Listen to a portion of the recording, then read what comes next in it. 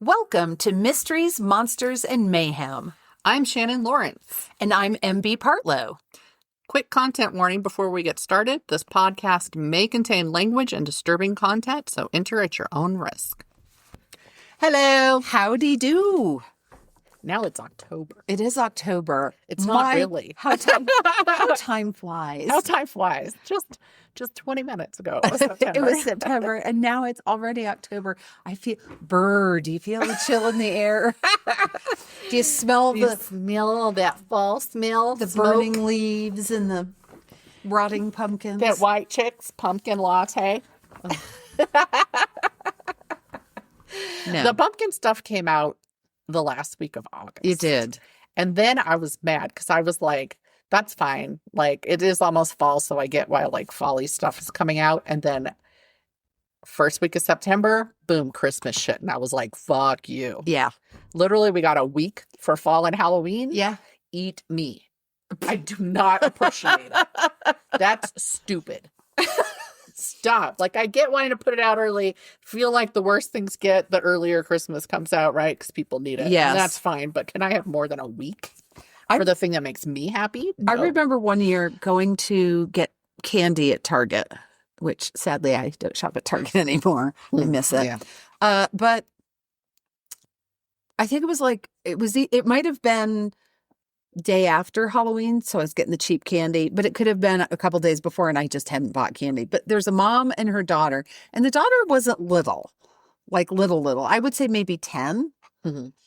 And the daughter was talking about she didn't want to take down the Halloween decorations, which I get. I mean, I have a skeleton sitting in my house all year round and a skull. But look around to my office. Yes. And also, I've had that Halloween sign in the door all year. Yes, I love it. But the mom said to the little girl, the day after Halloween, we will put up the Christmas decorations. And I was just like, no, that's too. Now do whatever you want in your own house. But I was like, fuck no, that is too soon.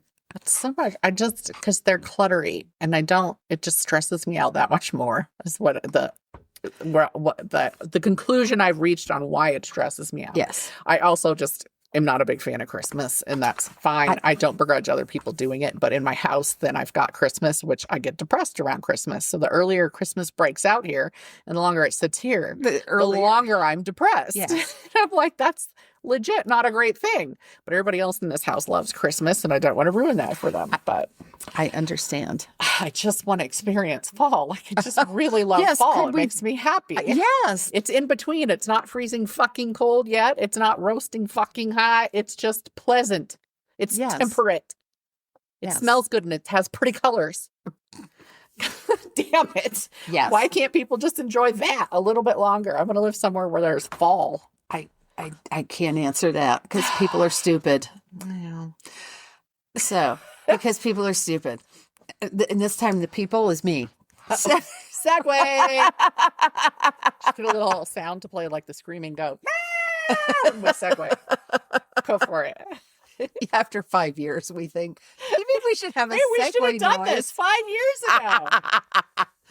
Nah. Dooful schmerz. We don't segue in real life. Why would we segue here? That's true. I abruptly shift gears quite frequently. So I'm telling a story on myself. I was talking to a friend.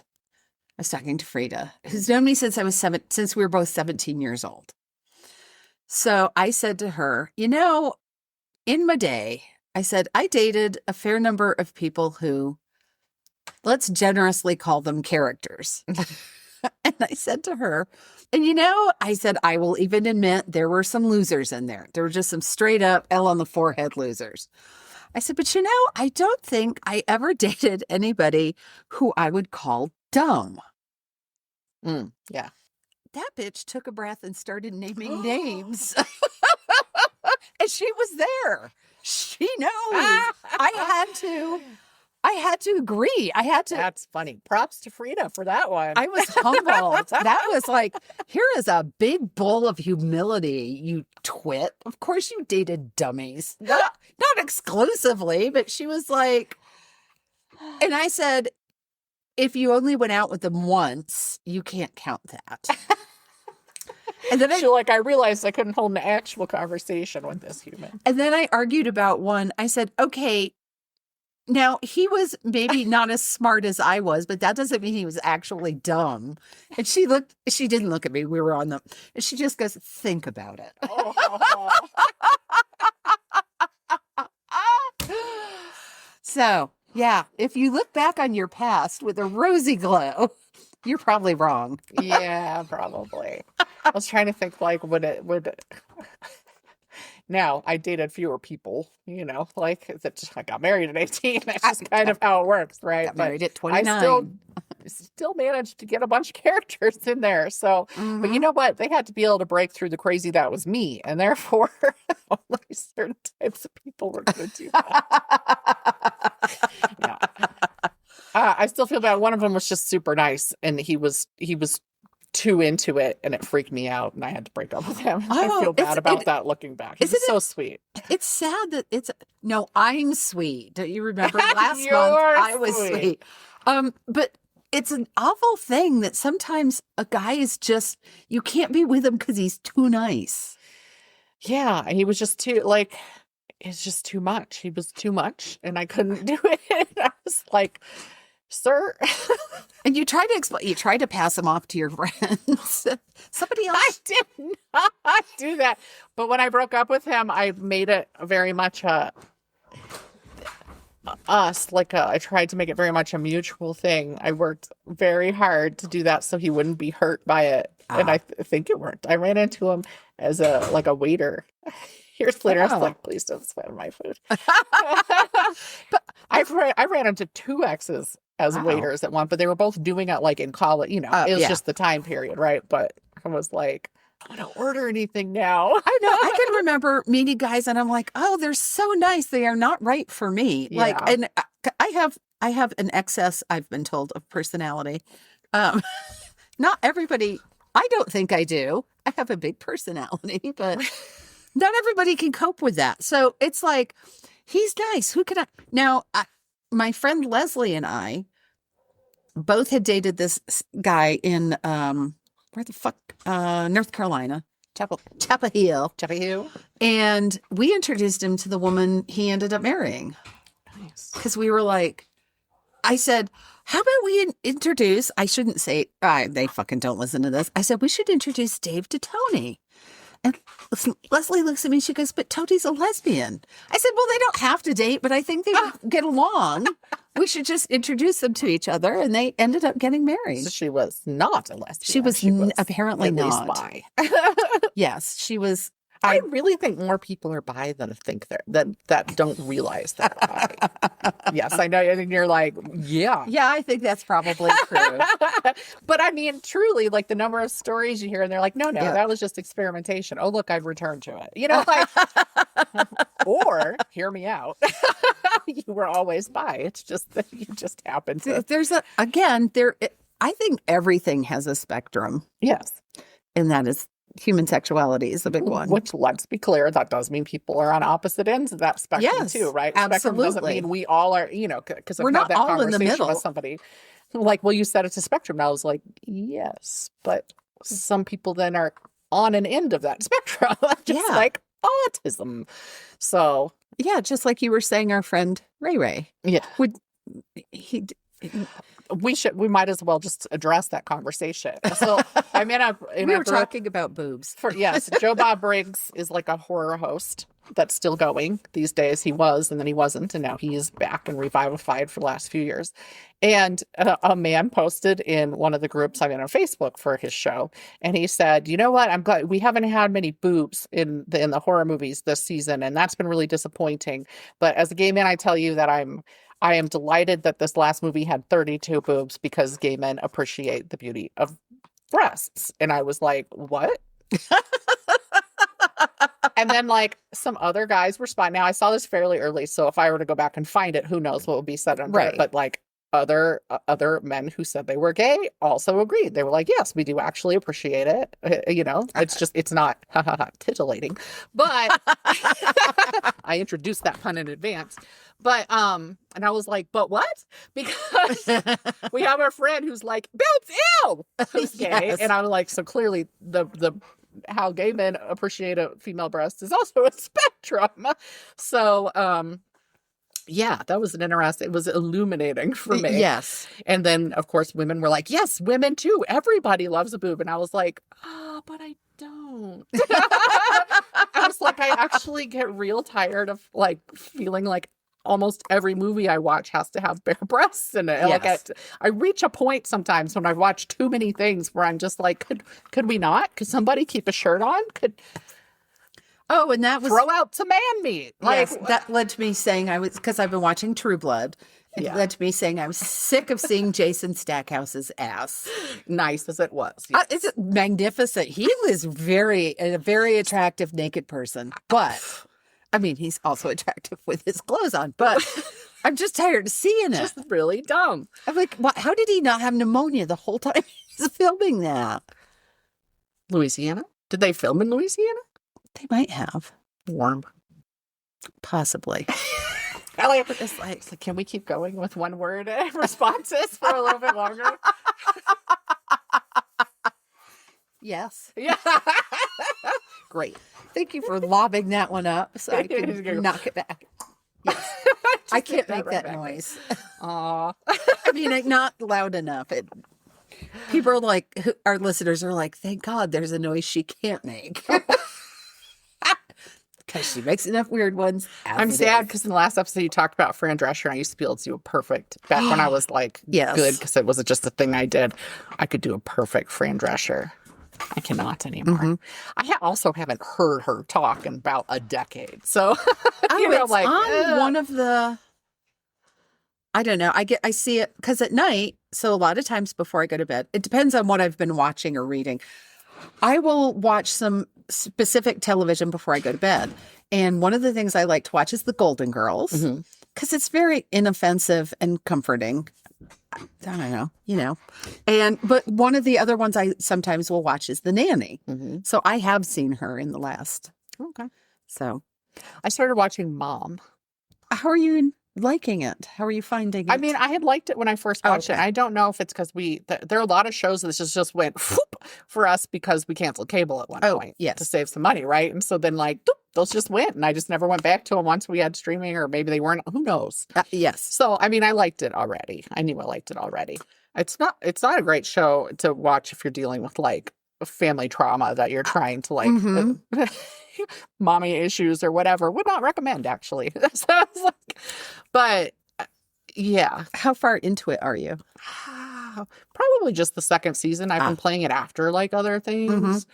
And I've been watching some true crime documentaries recently. And then I enjoyed Mom and I liked it over the season. I wasn't a religious watcher. It was once it got into syndication. Gotcha. I was like, yay, Mom's on. Once they started adding more characters, I really liked all the other. No, don't get me wrong. I liked the two main characters, but I really thought the situations and their stuff all played better when they had the group of people. Yeah. Marjorie. I agreed though. Love Marjorie.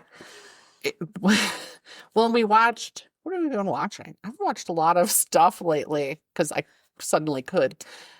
But did you watch Leanne? Yeah, we watched Leanne, and it did get better. So I still, the accents killed me.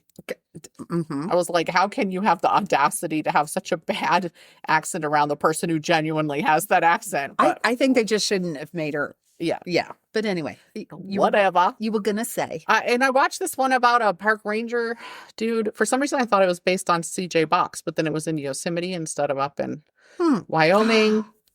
What was it called? Is it on Apple TV? No, I don't have Apple TV. It was on, don't remember. Don't remember what it was called. Eric Bana's in it, so people can look it up that way. I think I've heard of it. Yeah. That's fairly recent, isn't it? Oh, here's what I watched that I want to talk about. Thursday Murder Club. Pierce Brosnan, Helen Mirren. I watched it. Ben Kingsley. We both hated the solutions, the wrap up, the end. Did you read the book? No, but I'm in a couple book groups on not like book groups we read the same thing, but like groups that recommend books to each other and stuff. And a bunch of people who had read the book were pissed about them. But I wasn't. I felt that it was the legally correct ending but morally, ethically, whatever, I did not agree with the endings. It was, so first of all, I sat down on Labor Day with Amy and we watched it. I was very surprised because I thought it was a series. We did too. So see, Okay, it must have been something in the advertising, because I was like, yeah, let's start this new TV show. Yeah. And like we did it like as a figuring it was maybe like a half-hour thing and we could watch it. And then it kept going and Jeff was like, I have to go to bed. This is a movie. Yeah. I talked to my sister-in-law about it because she loved the book as well. I have it. I think I still have the first book. You can have it. I was tired that day, but we got to the end of the movie and I looked at Amy and I was like, what just happened? Yeah. They wrapped it up too fast. And there were things in the book. The book was way better, obviously. But yeah, it's like it was going along and then maybe they were going to make a series and then it got turned into a movie. So they went, all right, we need to wrap this up in the next 15 minutes. Maybe that's it. Maybe they originally announced that there was going to be I don't know. I don't know. But it's weird to me that multiple people then thought this was a series. Helen Mirren was perfect. Ben Kingsley was perfect for Ibrahim. Yeah. I don't know that I love Pierce Brosnan as... Nobody was pleasant to look at. Like, he's working the Silver Fox angle. Yes. He was not a person I was actually terribly attracted to before. Like, I could... Yes, he's a handsome man. But but I was wasn't like, you work in this. You were made to be Silver Fox era. We kind of thought the woman who played... is it... I don't remember her name, but the Margie? Maybe. Yeah. Sounds right. So two things. We both thought that the actress who was portraying her was very tiny and thin, and we had both pictured her not like as a huge woman, but matronly, just maybe a little bit bigger. And in the book, she's not obsessively baking 12-layer cakes every goddamn day. Okay. She does bake. That is her thing. But but every time we saw her, she was baking pretty much. And how about... And I know people talk about this in every show wherever anybody is alive. The apartments they were in. Oh, I know. We kept talking. We were like, really? The kitchen was the size of my house. First of all, have they been to England? Well, it was filmed there. I know, but I remember when Jeff was there working all the time, and his friend had actually left the company they worked for together eventually. And well, no, he was with the company, but he was assigned to England. So he was officially working from the England branch, basically. And so he got a house and all of that stuff out there.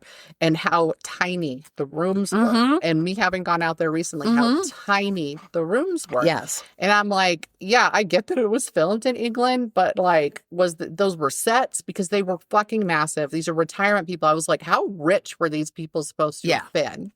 Now, in the book, it did sound nice. I thought they were more like...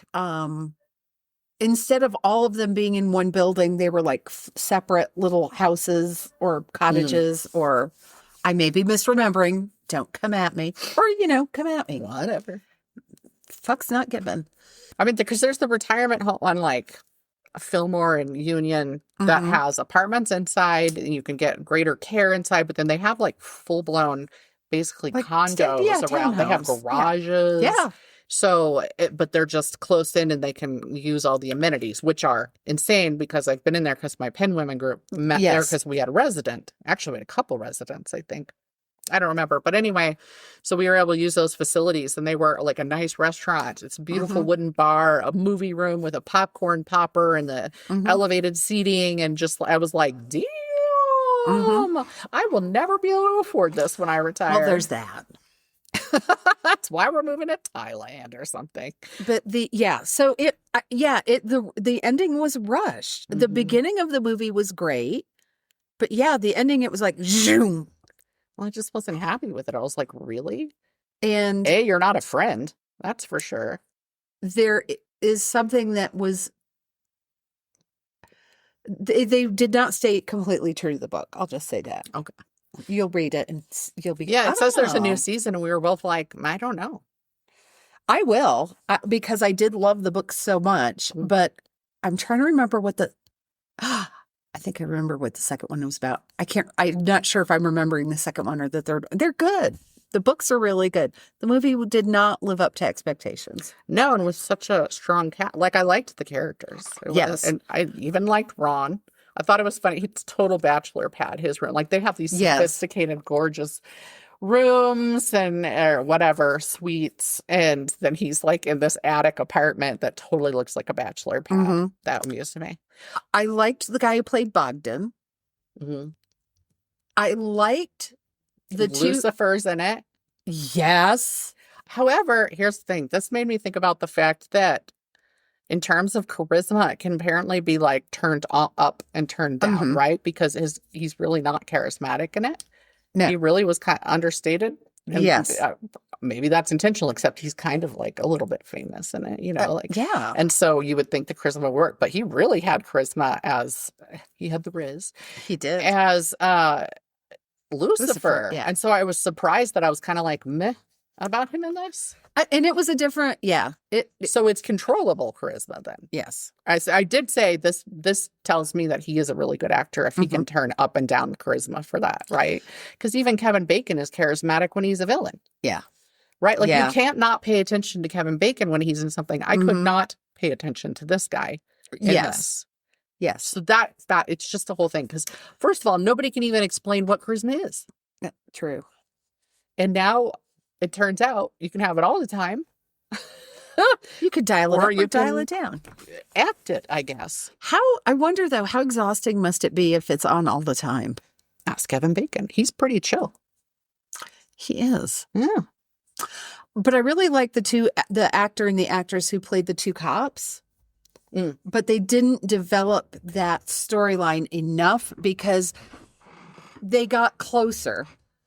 They physically looked the part. In the book, Okay. they really form a bond. We were a little disappointed in her because she really did no work of her own. It was all Helen Mirren feeding her stuff. I was like, that doesn't make you a good detective. No. You're going to get No. like, I am all for like women getting a promotion, and I understand the not getting the attention you should, but she literally did nothing beyond like find a thing, She wasn't doing her own work. Yes. I know what you're saying, and it's not that way throughout the book. Good. Because we were like, well, shit, that's disappointing. We want to see her like also grow and like Yes, once she got that, Be once good at it. they helped her get the role, get the promotion, you want to see her do something. yes.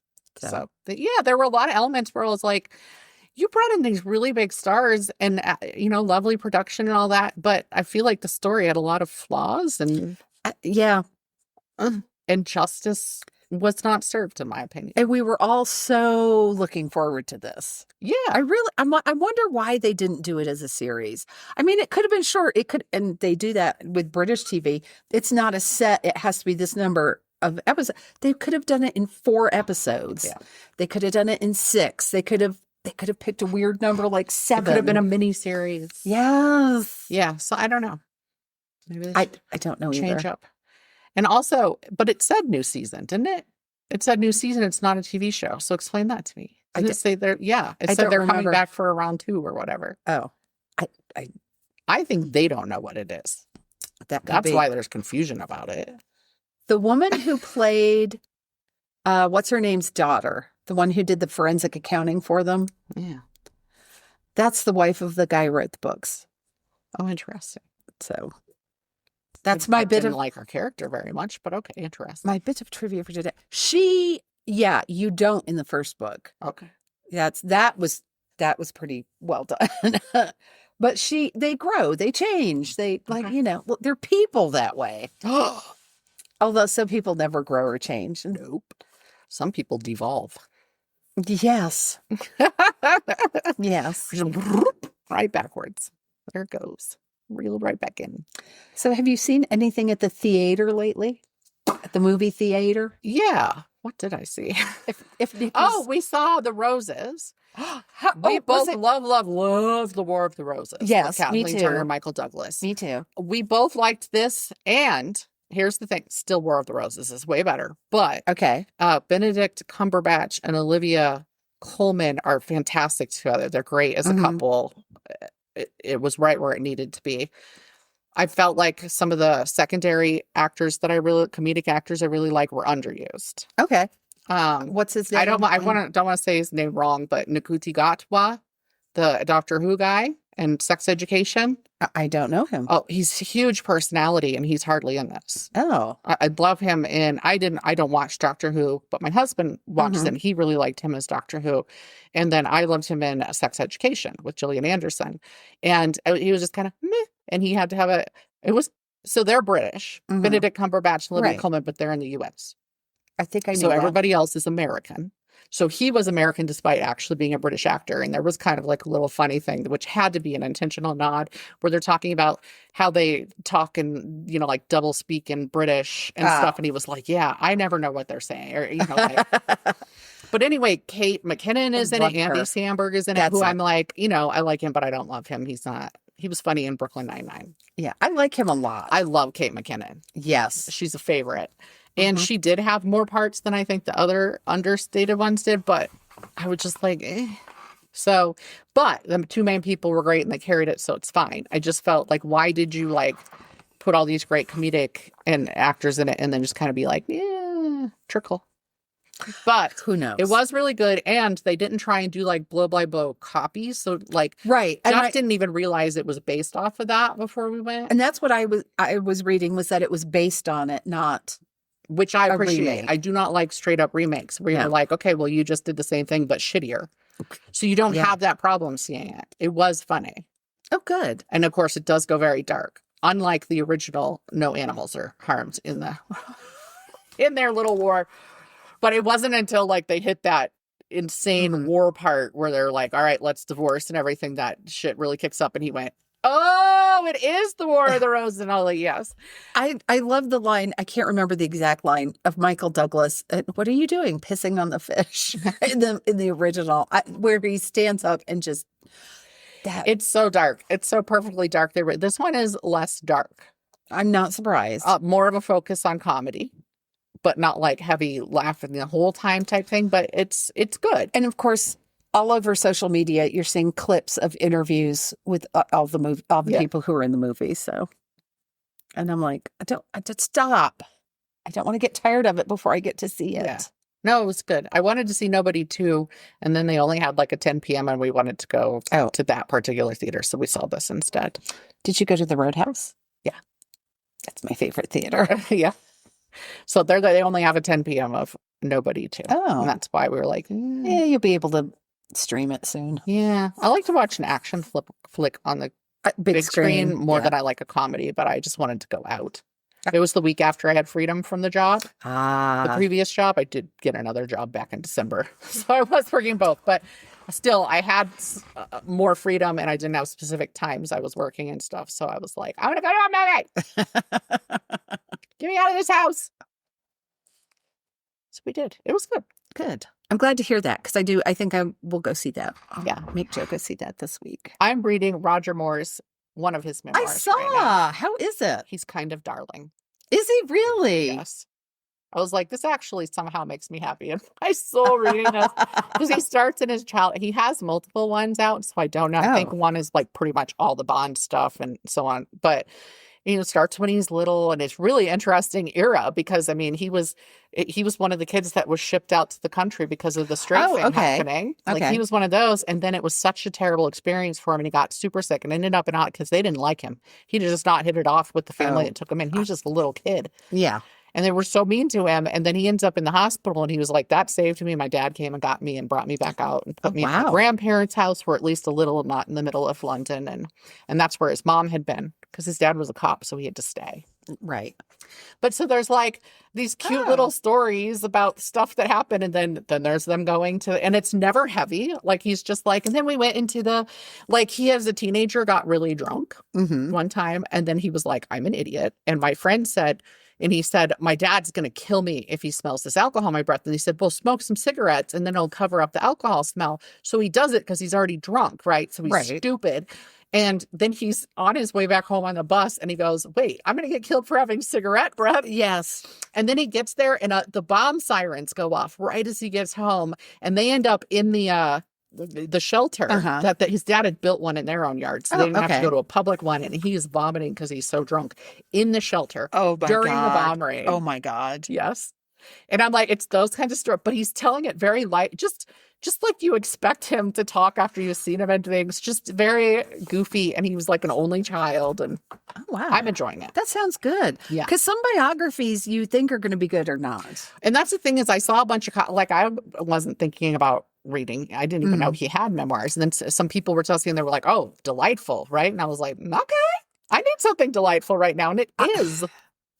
Don't we all need something delightful? Yes. I read, Kevin Hearn, who wrote the Iron Druid series. He has a spin-off series that's set in that same universe, Ink and Sigil. Okay.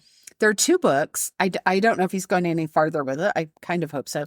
But I read the first book and I just loved it. So I went and got the second book from the library. Did not love the second one quite as much, but it's still good. I like the characters. And I absolutely love the first one. It was very engaging, very drawing you right along. So, Okay. What else did I read? I got 3 library books and I've read 2 of them.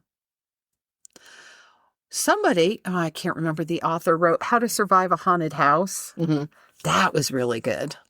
It's a woman, I think. I don't remember, but I know the book. I haven't read it. It's like I will never in a million years come up with the right author name. But that one was good. But that's not the one I just got. And I'm like, damn it. I got 3 books at the library. Read the first 2, really liked them. And I'm struggling through a Carl Hiaasen book. Oh, yeah. I used to just love his writing so much. He is still a skilled writer. Don't get me wrong, but it's like I feel like I know what's going to happen. It's become Yeah, because eventually, I mean, I feel like they all reach that point, which is why I'm like, I don't think I ever want to do like a really long running series. I'll end it and then do something different. Start something else. But the book I read before this was This Is My Body by Lindsay King Miller, who's local Denver author. I think her website, so Ask a Queer Chick. But it blends religious abuse and exorcism, possession / and the LGBTQIA2 plus experience. Wow. It's a good book. I'd give it to you, but I'm giving it to Savannah next. Oh, that's I'll be back. Yeah. So I know where you live. depending on when she reads it, because she doesn't read as much as she used to, but yeah. Cool. I mean, she consumes certain kinds of books, but this is not her usual consumption type of book. So, but I was like, you've been wanting to read queer experiences, so here's this. Here you go. Yes. So, but it was really good too. Yeah. Would recommend. I have to get the book for our family book group. Joe has already read it. I think it's The Lost Bookshop. And I was like, I need to get a copy so I can read it. Yeah. There was some new series out and I was like, it was on sale. And I was like, I don't want to buy 7 books at a very reasonable price if I don't know if I like them. Yeah.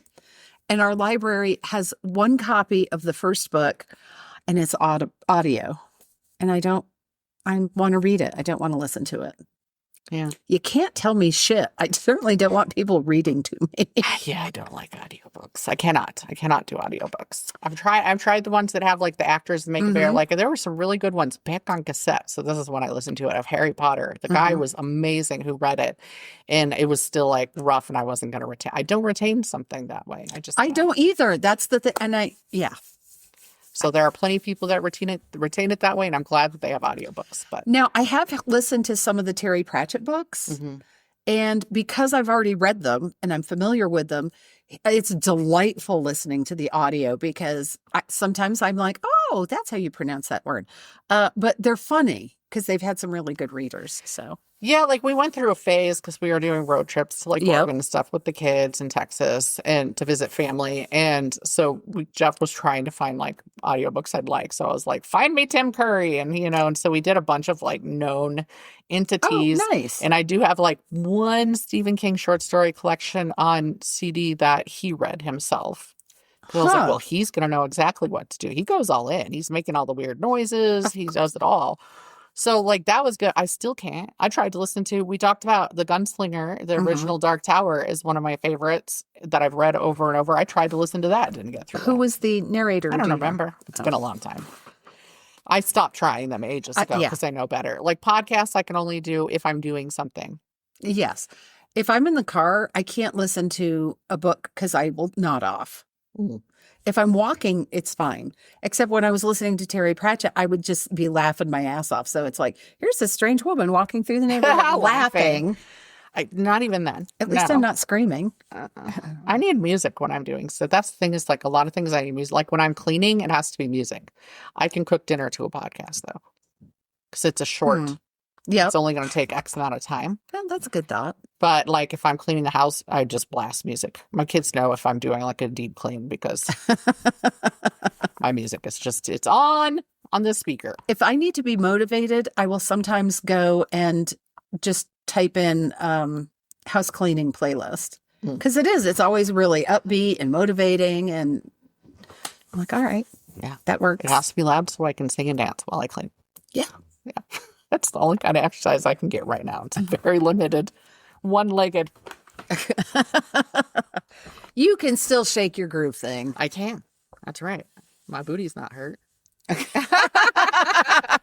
I'm sure our listeners are relieved to hear that. They should be. Everything else is hurt. Despite having sprained my tailbone terribly twice in the past, it's fine right now. All right. Do you want to start? Yeah. So I promised this and then I forgot it.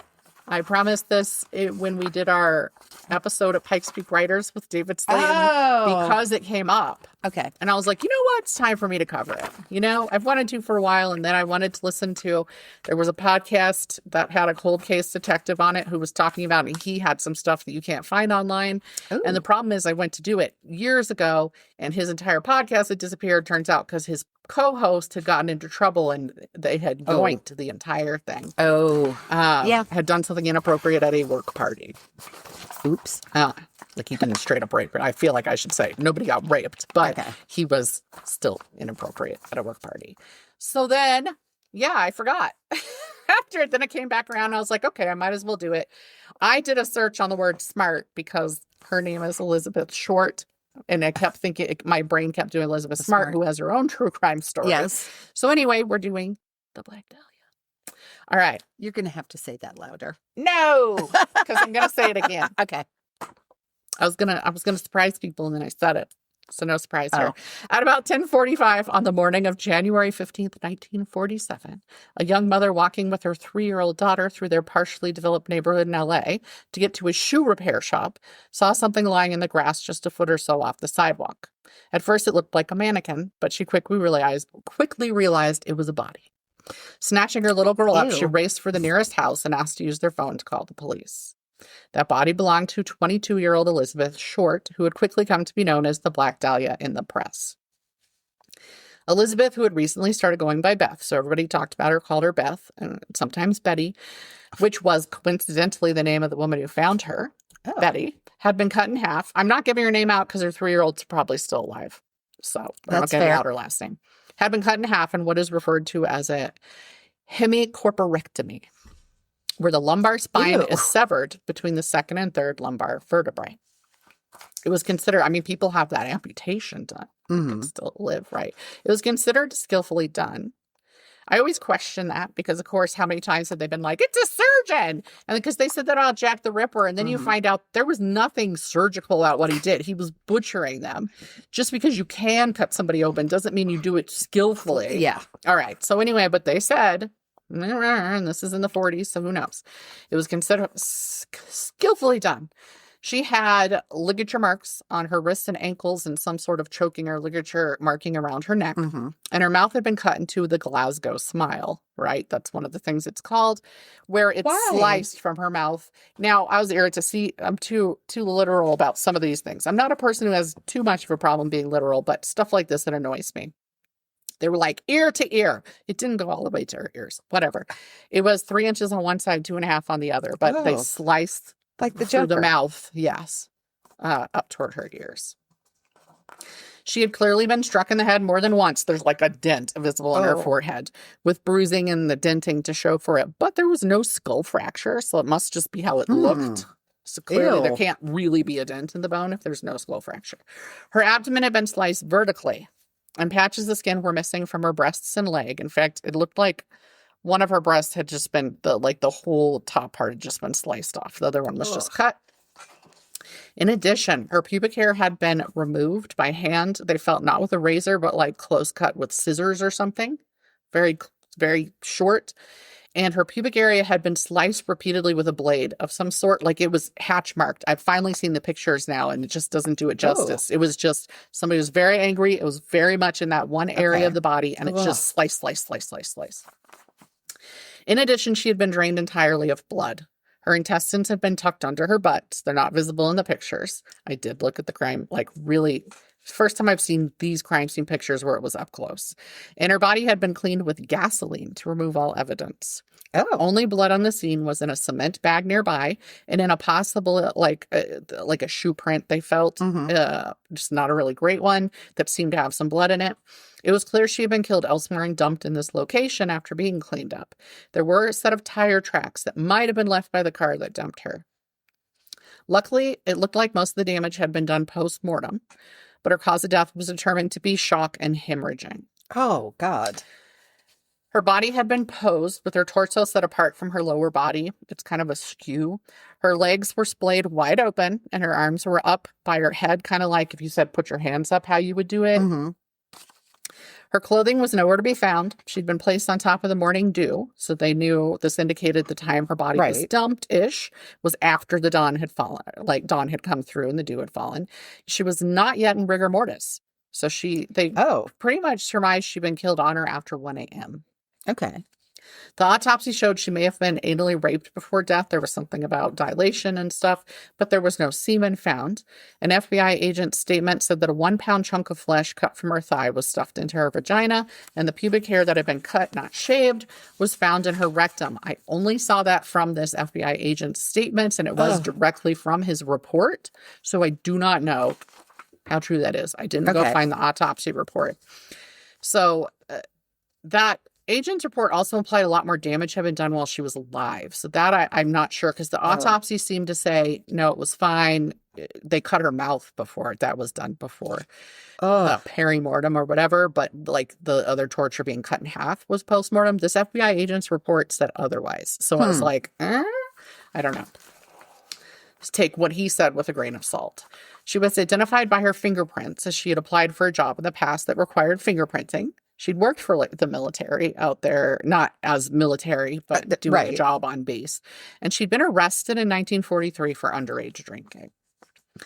Beth had been born in Boston on July 29th, 1924. She was the middle child of 6 girls. I thought it was 5. I typed 6. A lot of girls. A bunch. That house was a hellmouth. Yes, it was. She had medical problems with her lungs that led to a surgery at 15, and instructions moved. It was not tuberculosis, but she was told to move to milder climates in the winter from Boston to help with her respiratory issues. It was easier for her to breathe somewhere that was more temperate. Fair. Her father worked building mini golf courses. It's kind of fun, but he lost his money when the stock market crashed in 1929, the big crash. They were building mini golf courses? Yes. Wow. Yeah, I didn't know that. No. The following year, he disappeared. His car found on the Charleston Bridge, which led to the conclusion that he had jumped to his death after losing his money. Her mother quickly secured a job as a bookkeeper to support the family of, 5 or 6 girls, whatever. I'm confused by myself. The indeterminate gaggle of girls. That's correct. The hellmouth. Beth dropped out of high school when she was a sophomore. And with her trips to Florida for her respiratory health, she seems to have developed kind of a wandering soul, because then she just started going all over visiting friends and stuff like that. In 1942, Beth's mom received a letter from her dad, who was very much alive and living in California. He'd simply abandoned them and started a new life. Fuck him. Yep. He sent her an apology. No money, mind you. This wasn't to make it right thing. He just sent an apology to make himself feel better. No. What I learned of him later, he was quite an alcoholic, and so I'm figuring this was a drunken letter. Afterwards, he was like, oh, shit. I don't know. Beth was 18 when the letter came in. She hadn't seen him since she was like 6 or so, and she decided to move out with her dad. California was a good climate for her respiratory issues, yada, yada, but she only lasted a short time living with him before she left. She spent the next few years moving from place to place, often crashing at the houses of friends and family. She got occasional jobs, but was known for frequently being unemployed and broke. I do have to wonder how much of that was like health stuff, like breathing, like maybe it was rough. They never said that, but, She dated a lot of men, though one of her friends said she was a virgin when she died. There's nothing from the autopsy saying whatever. And anyway, if she'd been raped, it wouldn't matter. She was considered striking with raven hair, pale skin, and light blue eyes. And a lot of the guys they interviewed after said she wore so much makeup. You can't see in the but I guess she had like thick powder on and stuff like that. And a couple people said she dyed her hair that was actually like dark brown, but she dyed it like black. So I don't know. That was in the people talking afterwards. Well, that's not unusual. No, it's not a bad thing. It's just I'd never heard that. Like they always talk about the raven hair and the pale skin and stuff, and what if that was powder and dye and stuff. I don't know. It's interesting. Frequently wearing black or black and white. Like all the pictures that I found of her, black or black and white, like a white blouse, black bottom, like skirt.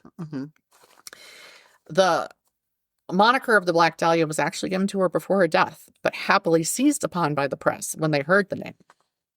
That's one of those little known facts. So they'd frequently been referring to her murder as the werewolf murder due to the violent, shocking nature of it. So it had a different name. And then they started talking to people. People started coming out of the woodwork when they saw her because this was very widely. It was shocking, It was horrific. And so, of course, that was going to be out everywhere. And the press really, I talk about that a bit later, but the press sensationalized it, made her out to be awful, trashy. Yes. They did her a great disservice. But yeah, then they called her because she would often wear like flowers in her hair, probably dahlias, right? And she liked to wear black and stuff like that. I even found a picture of her with like a sheer black shirt on with like a lace chemise or something underneath. But so she very much stuck to that, which made me leave out some things. Some other people were like, I think she was the lady in red that was coming to this place. And I was like, the fuck she was. Nobody said she wore red. And they said this person wore red all the time. So they thought it was her. It wasn't her. So I just left it out. There's a lot. Again, very famous case means a lot of people thinking they knew her. On one of her visits to Florida, Beth met Major Matthew Michael Gordon Jr. Major Matthew Michael Gordon Jr. It's kind of fun to say. An Air Force officer who would end up deployed to Asia for World War II. Sadly, though they intended to marry and she was in touch with his family and everything, they had plans. He died overseas. His family severed ties. They kept her in the loop and kept writing to her, and they were the ones who notified her by telegram and stuff. But apparently she asked for money. Started asking for money, and that's when they kind of went, okay, bye. Beth's mother found out about her daughter's death when some reporters from the Los Angeles Examiner called her and claimed that she had won a contest. Oh, fuck them. Oh, yeah. One of them who was part of this, who was like a lower person, just was present. He was interviewed later and he was just like, this was awful. I was pissed when they did it, but he couldn't do anything about it because it was like lead people. But anyway, they asked a bunch of questions about her, tell us about Elizabeth. And then after they got all the information they wanted, then they told her she'd been murdered. She didn't believe him. And the reason she was delayed in being notified is because the police then had to find out where she lived. Then they notified the local police to notify her. So then she found out after from the local police that her daughter had been murdered. They then paid for her to come out to L.A., claiming that, we'll pay for you to come out. You can help with the investigation. They brought her out, didn't let her talk to the police, kept trying to get more information out of her. They were really filthy. Yeah. Even with the information from her mother, the case was notoriously sensationalized. Like I said, ton of misinformation put out. There were claims that she was an aspiring actress, that she had been a sex worker, and many other falsehoods. There's no evidence she was ever a sex worker, and she was known to not be sexually active. She also was known to not smoke or drink. She preferred a soda when she went out at night with people. At one point, because a woman who was interviewed said she'd enjoyed leading men on and then leaving them dry or frustrated or whatever, it was decided she must be a lesbian. And investigators... Good God. Then turned everything, started visiting all the gay bars and areas where the LGBTQIA2 plus folks were known to hang out. Of course, they didn't find anyone who knew her. That wasn't, it wasn't the story. And not fucking all the men did not make you... Whatever. It doesn't mean you're fucking all the women. There were also rumors that her stomach was full of feces and cigarette burns were on her body, implying she'd been tortured and made to eat her own feces. But this is not in the autopsy report, so it's not true.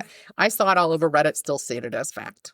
Yeah. Crazily, it was also said she had a disorder that kept her genitalia from developing. It's a real disorder, but developing, and that they were undersized. And that's why she wasn't having sex. And I was like, maybe it's because the 40s and she didn't want to actually screw all these people. Yeah. And they look down on people who did that. So why are you treating her like she's weird, some sort of pariah? Because she didn't do it. Yeah. But that was also not noted in the autopsy. And the crime scene photos clearly showed her butchered genitals. They looked normal size to me, as much as you can tell from somebody who's been sliced up. Yes. It was mentioned in the autopsy her uterus was a little small, though. But that's it. But they tried to make it out like, oh, well, it's because her genitalia were underdeveloped, tiny toddler genitalia. And I was like, or she just didn't want to have sex with them. How hard is that to understand? Well, apparently very. Really hard. Okay, but as for whether she was an aspiring actress, it's unknown. Some say she was interested, while evidence shows she never did any tryouts, had any roles. There was nothing really indicating it. In high school, they felt she looked like the actress and singer Deanna Durbin, who was very famous at the time. And while she knew, it's even in her, like half the people in her yearbook said something about it. Wow. Yeah. And while she knew some folks in show business and the music industry, she never used these connections in any way except for places to stay when she needed. One of her closest friends, who she lived with sometimes at a man's house, who is going to come up later, was an actress who got bit parts, and that was about the extent of it. In fact, she had been saying she was going to move back to Florida right before her death. She was done with California. It hadn't worked out for her. Time to go. On January 21st, after her murder, a phone call came into the office of the LA Examiner from a man saying he killed Elizabeth Short. He spoke like it was a game, saying he would turn himself in, but first, he wanted to have a little fun with the police and they should keep chasing him to try and find him. Oh, good God. He also said he'd be sending some of her items to them in the mail. And sure enough, within 3 days, an envelope arrived with a message written on it. Here is Dahlia's belongings, letter to follow. And he used, the cutout, like the kidnapper, ransom note stuff. But I think that part was in print. But he put other stuff with it. Anyway, in the envelope were pictures, her birth certificate, social security card. So this is legit. A baggage claim check, an address book with the name Mark Hansen written on it, a newspaper clipping of the death of her fiance. She used to carry it around and tell people that they'd been married and she was a widow. But I'm like, so? Like, that's not the worst lie. They were engaged. Yeah. And various other items. The envelope had been cleaned with gasoline just as her body had been, but they were able to actually still get some fingerprints that cleaned it and still touched it afterwards, only to have them lost on the way to be analyzed because they're all done by mail. Ugh. Yeah.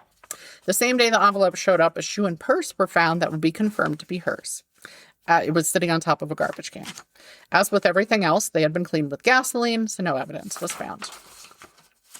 Then on March 14th, someone found a pile of clothes and a suicide note in Venice at the beach. The note said, "To whom it may concern, I have waited for the police to capture me for the Black Dahlia killing, but have not. I am too much of a coward to turn myself in, so this is the best way out for me. I couldn't help myself for that or this. Sorry, Mary." There was nothing to tell them who the clothing belonged to. No Mary reported somebody missing. That would be too easy, though. And the following January, on the 26th, another letter showed up. So a year later, at the Examiner, it said the writer had been having some fun with the police, but that he would now turn himself in if the police met him at a specific place at a specified date and time. When police showed up, he didn't. But a letter that consisted of pieces cut out of newspapers again for the lettering, the previous one had been handwritten, showed up saying, "Have changed my mind. You would not give me a square deal. Dahlia killing was justified." What? Yeah. Due to the nature of the crime and media circus around it, again, case was heavily investigated. They were bringing in people from everywhere to look into this. People in multiple states were interviewed and investigated. Because again, she traveled and they went and talked to these people and investigated. Tons of tips came in, especially after reward was offered, with many turning in family members or confessing they'd done. One of the investigators was like, the number of people who will turn in a family member is insane. But a bunch of people confessed to it.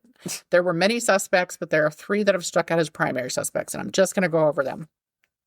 Mark Hansen. I've mentioned his name already. It was his book in her, the Scent of the Possessions. And interestingly, when they looked through it and did handwriting analysis, she had legit stolen his address book because there was some writing that was his and the rest was hers. So she just took it and started using it. Okay. And a bunch of pages were torn out. They didn't talk about that. And I was like, okay, but by the killer, does that mean the killer might have been in Mark Hansen's address book? Did you follow up on that? Didn't see anything about that. Anyway. She lived with him off and on. She was the one, it was his house she lived at with the actress that was a Right. friend. He was known for taking in women who had fallen on hard times, and he hit on all of them, though especially ones wanting to get into the movie business. He was in the music business. He was married and had children, but he and his wife were separated during the short time he and Beth knew each other. That's confirmed by her. They frequently fought, and he'd kick her out, but then take her in again. Beth, not his wife. She had called him just before disappearing and asked if she could come back to stay again. Oh. He is said to have had feelings for her, according to the actress, but he acted like he didn't when police questioned him. He kind of acted like, I don't know anything about her. Oh, no, I had no feelings for her. She was just a pain that came and went. And the actress said that he hit on everybody except her. She had a boyfriend that would come over, so he never hit on the actress. But she said that once she told him that Beth was a virgin, he was not interested, which, okay, I guess that's Yay. a good thing. So... But he had feelings for her. So anyway, he said that address book was stolen, and I think the evidence points to that very much. She was like, oh, I need an address book, and she just took it. He was supposedly out of town on the night she was killed, but some of the other folks who stayed there sometimes thought that was weird for him, and they were just like, yeah, he never came back that night, but he should have come in. That's weird. So anyway... Robert Red Manley was a traveling salesman with a wife and new baby at home. He had picked Beth up with an offer to drive her to where she needed to go. She was like standing on a street corner, but not in a sex worker kind of way. And he was like, can I give you a ride? And she wouldn't talk to him at first. And he kept asking her.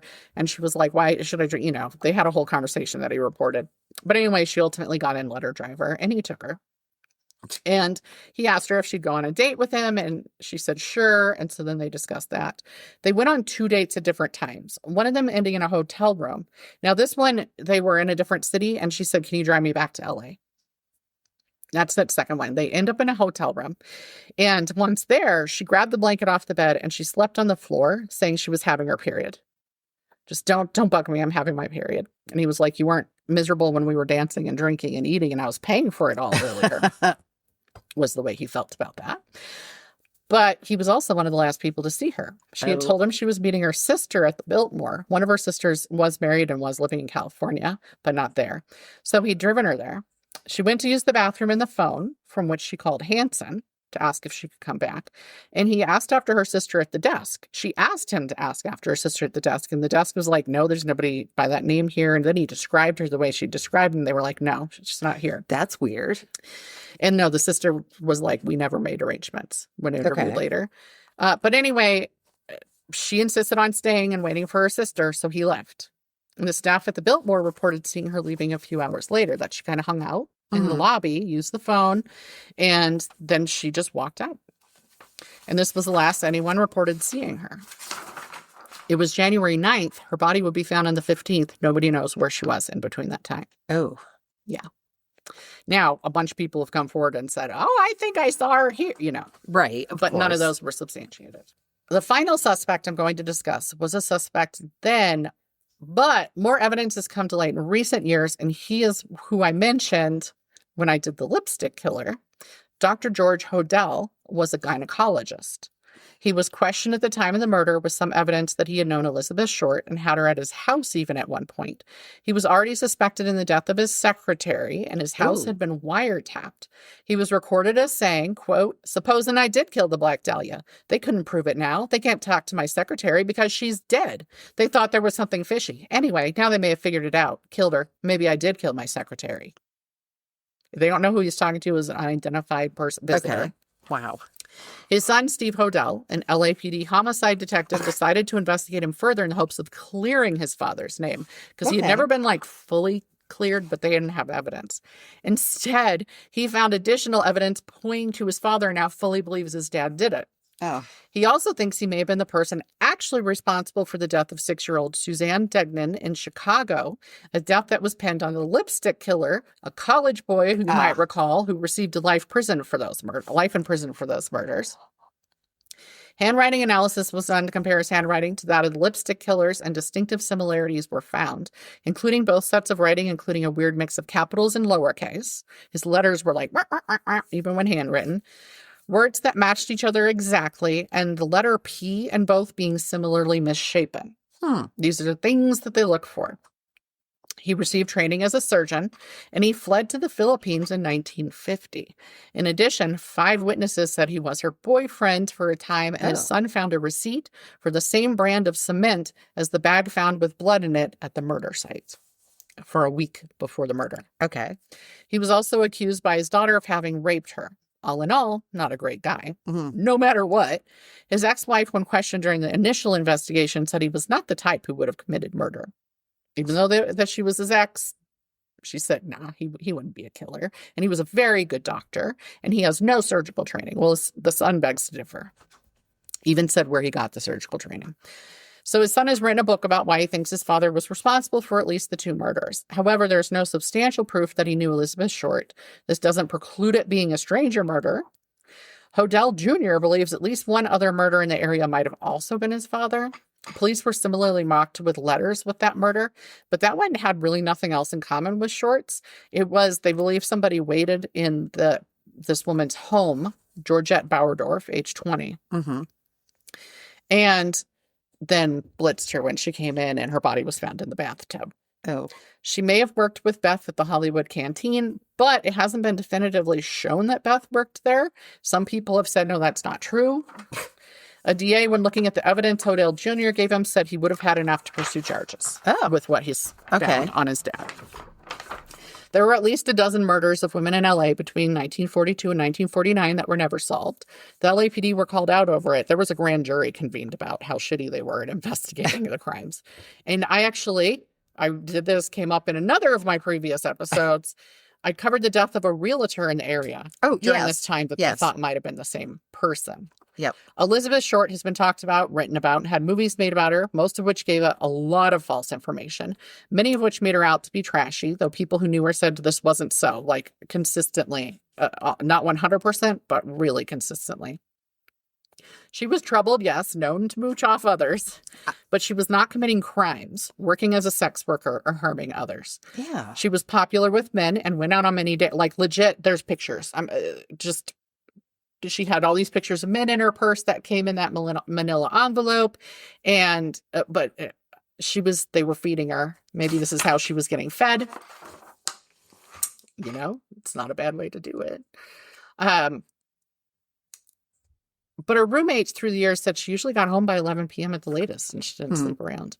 Even when sharing homes or apartments with men, she slept on the couch or the floor rather than in their beds. Not that it matters, because so what? Yeah. If she had been the loosest of women in their terminology, it wouldn't fucking matter, right? And so, but the papers were intentionally made her out to be just trashy, slutty, whatever. Even changing her final outfit to be tight. Like, she wore a tight skirt and a see-through shirt. It was like a black skirt and a white blouse like she normally wore. She had on like velvet black shoes. Just fuck them. And she actually had on the actress's coat, had loaned her like one of the long trench coat. Yeah, kind of a trench coat, but like nice. And that's what she was last seen in, was these nicer clothes. And so anyway, she was known actually to be very well dressed and to stand out because of this. And they even said, like, if she were walking around today dressed that way, she would really stand out like a sore thumb, because she always was dressed impeccably with all her makeup done, her hair. Like, her hair is so big. Like, she had some sort of naturally curly hair. I never see like tight curls, but it was so big in the pictures. And you would not have been able to miss her when she was walking down the road. So this compounded an already horrific crime, was deeply unfair to her and her family, and pisses me off that they treated her this way. Sources were the really good one, and look it up if you want to look at the other suspects and stuff like that, but also to read so much info. They interviewed her ex-high school classmates, like all these people are on there. More about her family. The Black Dahlia in Hollywood.com. was my big one. FBI.gov, People, Reddit, Wikipedia. People repeated some of the untruths, and that irritated me, but they had good information. They were most talking about Hodel, so that's the information I got from them. And if you want to see the crime scene photos, which I will not be posting because they are incredibly vivid, they are very much of her genitals and her breasts, and you can see the organs coming out of the top and all of that stuff. So we would get our Instagram shut down. But you can find it on Reddit. So, Yeah. I don't think I remembered all the details of her story. There's a lot I didn't know. Like you hear it over and over, but it's the same Mhm. information over and over. Yeah, and then you start looking into it and discover new stuff. Yeah. So, all right. So, this story starts in October, Yay. which we love. I love that scary movies are on every channel all the time. Yeah. I know you watch them year round, and I watch them a little bit year round, but I just love the choices in October. Yeah, I used to love, I forget what channel it was, but they had like they called it the 20 Days of Halloween Yes. or something. And they'd have all the ghost stories and all that fun, all these haunted, 10 most haunted places in the US, the 10 most haunted Yes. places in the world. They'd have all those shows. And I loved that every single year, anything I could see where I It wasn't might working. have been on Hulu because it was called Huluween. Oh, no, this is way before Hulu. Okay. No, I was watching this on cable, and that's why it's okay. gone. I have seen Huluween stuff, though. Yeah. I'll just go in and go, what have I never seen? And sometimes, I apologize, I'll message you, can I watch this movie? How bad is this? I know, I can't remember what it was, what the movie was, and you were just like, don't. Just don't. Don't do it. Because you will not, that is not your style of horror. So, can I say I'm a bit of a wimp? I don't like graphic, like Saw. You're not as much of a wimp. One of my beta readers for Wendigo Nights won't read my horror. Absolutely won't go near it. Hates horror. Can't do it. Freaks her out. She read this because I was like, it's urban fantasy. And then she was like, I couldn't finish it. It's too scary. And I was like, what? So that, she's admittedly correct when she says that she's, because it's not horror. You know, like it has. Wow. Urban fantasy in general has horror elements, but. Yeah, because I read that and I mean, I get. So see, now you know you're not as big a lightweight as her. That's true. And I am By the way, otherwise in being a human, she's not a wimp or lightweight, just about horror. She's ex-Navy. That's fair. That's fair. Yeah. We all have our She's stuff. a badass professional woman. Powerhouse. Doesn't like horror. That's fair. So in October, we're going to go back to October of 1958. And because I'm me, what happened in October of 1958? India adopted the metric system. They had previously been using the imperial system from England. NASA opened for business. Segregationists tried to blow up a high school in Clinton, Tennessee that had the audacity to admit Black students. Shocker. Neil deGrasse Tyson was born. I was like, yay. The first pacemaker was implanted in a patient in Sweden, and the first Paddington Bear book was published. I was like, I loved Paddington. It's a wholesome. We had, yes. My aunt and uncle from England came to visit, and my aunt brought me the books. And I just fell hard in love with those books. Yeah. They were everything. So, for me, loved them. I mean, I read them. I think I liked Amelia Bedelia a lot at one point. I don't think I ever read those. I think the first, but I went, my problem is I didn't, once I could read, I just skipped everything. Yeah. And so I was like, I loved Encyclopedia Brown. I loved the Boxcar Children, Little House on the Prairie. Some of, Wizard of Oz books. Yeah. And so that's like, I kind of, I skipped around a lot. Yeah. I would find something, and it was, we didn't have a big library in the town I grew up in. We had a very tiny library in the post office. The postmaster, she ran it. Just got books and put them up there. So nice. I would read whatever I could get my hands on. So I couldn't afford to be picky. So in a little suburb of St. Louis, Pamela Marie Newman was born in October of 1958. Her mom was a school teacher and her dad had a union job. It never said what he did. It just kept being referred to as a union job. And I'm like, that's a lot of things. Yeah, there are so many things that it could have. So anyway, and by all accounts, she and her two older siblings lived very happily in their nice little middle-class white Catholic neighborhood. She seemed Everybody agrees she was happy. She was well liked. She was a cheerleader. She had a big laugh. She wasn't like a super studious. In the afterward, people were like, well, they're like, I guess her grades could have been better, but it wasn't like she was a bad student or anything. She got pregnant in her senior year of high school. And one report said she got pregnant at prom. And I'm like, well, that's a cliche and just makes it a story. I think they say that, like, if it's anywhere near high school, they're like, pregnant at prom. Yep. No. So I stopped reading that source and went to their source and read that. And it was much more factual.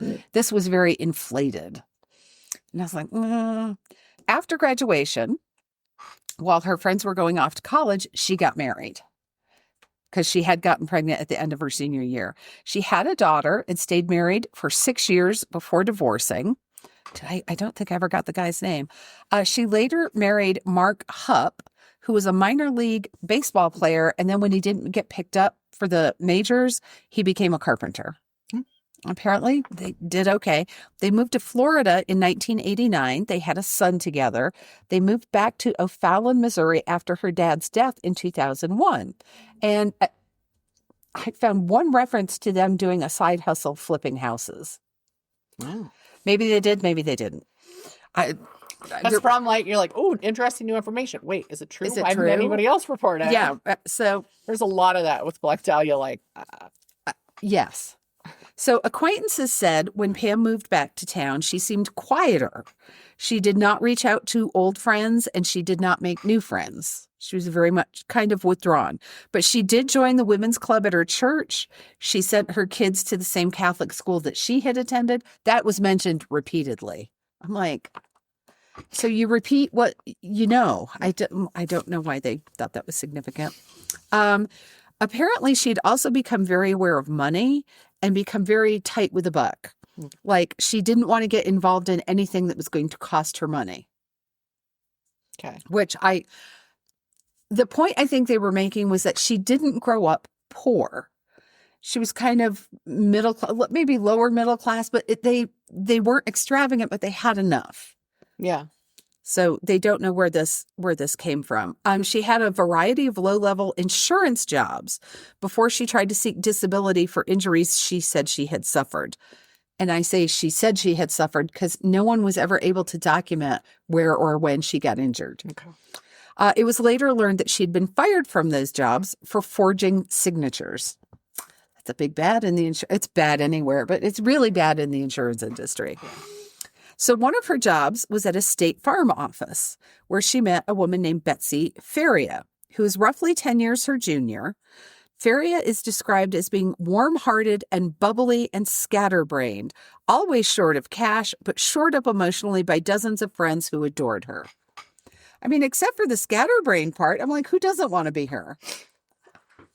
You know, warm-hearted. Being scatterbrained if it meant less brain perseverating on shit.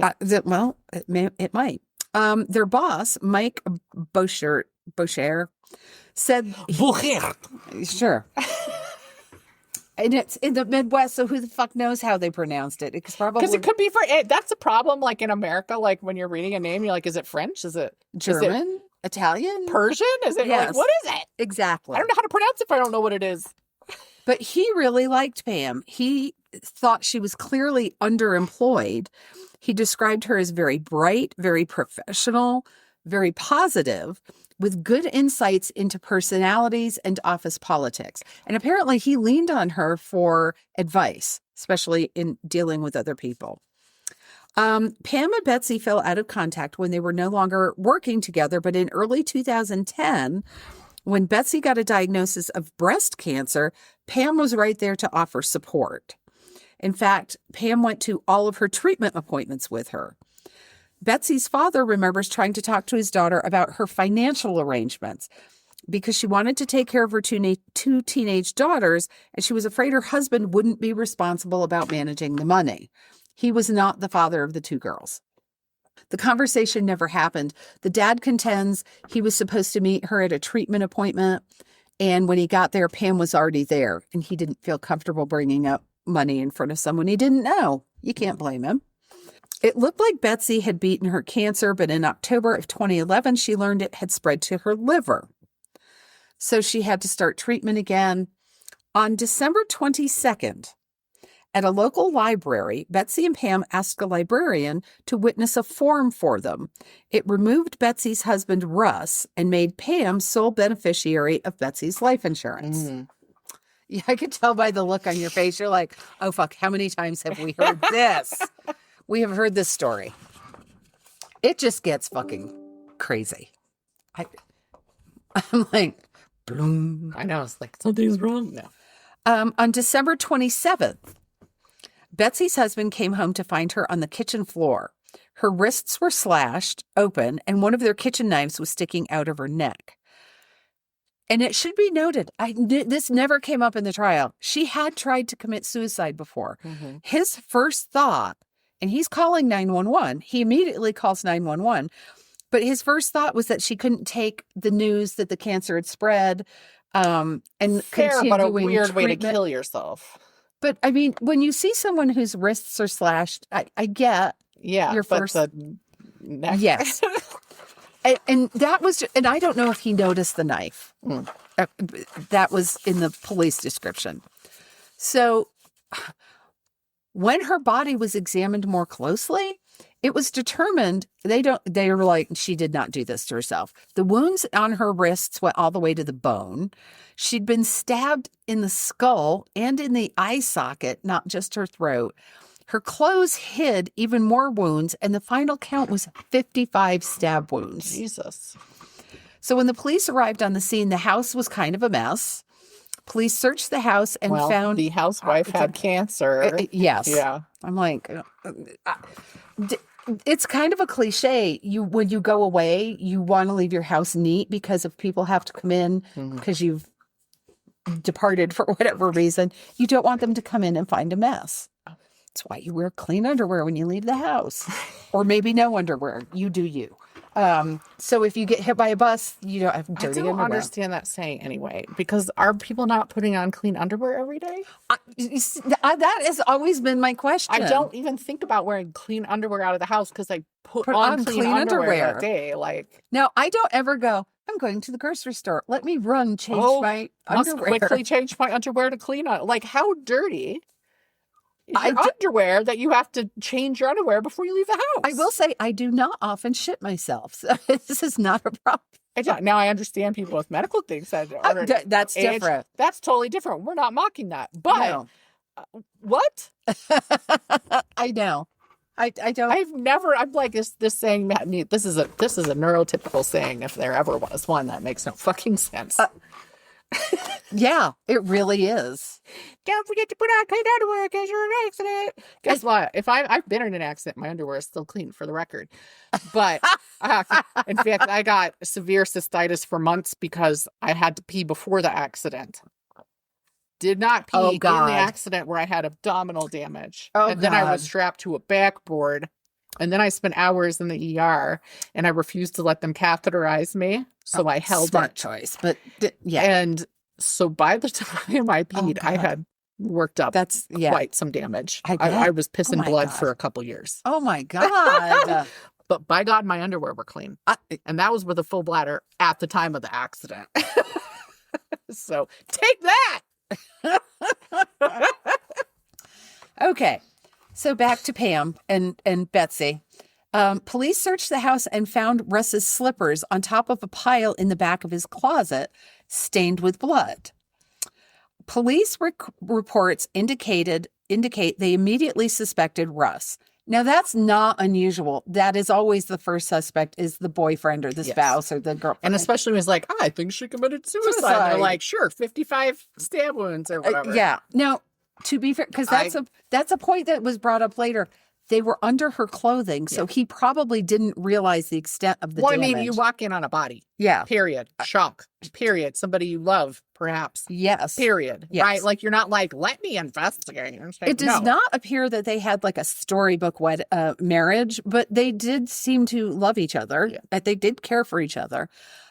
So they immediately suspect him, and they cited both his lack of reaction or how strange his reactions were when he was questioned about his wife's death. Mhm. And we've talked about that a lot. You can't really judge how another person reacts to that kind of a shock. Because what is normal? What is a normal reaction? And he had been smoking pot. Not like, I don't know how much, but he admitted to it. And how would that affect you? How would that affect your reaction? You get regarded with suspicion if you cry too much or if you don't cry enough. Because in this case, they said limited tears were coming from his eyes. And I will say that the tear thing, I always know when the parents have killed their own child and they're claiming something, because it's happened again recently. Susan Smith, I knew. I was a fucking teenager, I think, and I knew because they pretend to be crying, but they can't produce tears. Oh. So, but I have also heard of people on certain antidepressants. Make it so you cannot produce, but they can't actively cry either. So that's the thing. They'd still have to be doing the actions without the tears. But I just thought somebody actually wrote in a report, limited tears. And I'm like, I'm sorry, what the fuck does that mean? I mean, how do you quantify that? Yes. Was it one? I do not cry in front of people. Right. Period. Exactly. It depends on the situation. I'm either going to bawl my eyes out or I'm going to bite through my tongue because I'm like, you fuckers are not going to see me cry. Exactly. I am not giving you the grief porn that you're looking for, nor am I weakening myself in front of you. And therefore, I am not going to cry in front of you. I will do it in private. So he was interrogated for 10 hours straight, during which he kept denying that he had anything to do with his wife's death. The next day, he failed a polygraph exam, and there was a note later that he had been up for 32 hours straight and had admitted to smoking pot while gaming with his friends. And those are things that any apparently reputable polygraph examiner will go, no, we can't test him. It's not going to mean anything. When the police questioned Pam, because she had driven Betsy home from her chemo treatment the day of her death, she told them that Betsy was afraid of her husband and his temper. Partly due to Pam's evidence, Russ was charged with his wife's murder in early January, despite the testimony of the friends he had been with that evening. There were 4 different people. I think, so they were missing somebody, a 5th friend. So they could not play the game that they wanted to play. So I think they might have they either played cards or they ended up watching a movie or something, but they were all... And there was no physical way he could have gotten from there to hit where his wife was in the amount of time to kill her for her time of death. There are so many details. I cannot go into all of them. All the things that don't add up and make no sense. This was made into a mini series with Renee Zellweger. Is this that story? Oh, I don't know. Oh, well, it sounds like it to me, and I could swear her name was Pam. That could be. That could be. There's enough details. It was a mini series. It wasn't like a one-time thing. When the authority, so Pam was the last one to see her. She dropped her off at her house. And Pam's story kept changing. I just dropped her off. I went in with her. I helped her to bed. I didn't go in. The police came to question her husband, Mark Hupp, to verify her story. She was allowed to stay with him in the home where he was being questioned. In fact, she was the one who answered most of their questions, managing to work in a lot of disparaging comments about Russ. Fortunately for Russ, he had an outstanding lawyer who immediately noticed several areas lacking in the police investigation, along with holes in Pam's alibis. His immediate thought was not, Pam did it. It was, there are so many fucking holes in her story. Why haven't we looked at it? Yeah. It's possible. So why are we not looking at it? Russ offered to retake the polygraph, as did the 4 friends, but the prosecution turned down the offer. During the trial, this is just fucking insane. The prosecution used the presence of 8 sperm cells to argue that Russ had had intercourse with his wife before stabbing her. So you have to understand. They can live in there for a very long time. But if you have had sex, there are hundreds of sperm cells, not 8. Mhm. And he had already said they had been intimate 2 days earlier. Just go talk to one fucking gynecologist, please. Right? So defense was not allowed to submit Pam's cell phone records. They were not allowed to talk about the fact that she was so recently made beneficiary of the life insurance policy. What? That's Or a even- massive motive. Or cross-examine her about inconsistencies in her testimony. Now, Pam explained away these inconsistencies by saying she'd previously sustained a head injury, for which there was never any documentation, or by claiming, I am not kidding you, this fucking pisses me off. I am 55 years old and having menopause. Of course, I can't remember what I said yesterday. Wow. What even more offensive is if they fall for that. Right?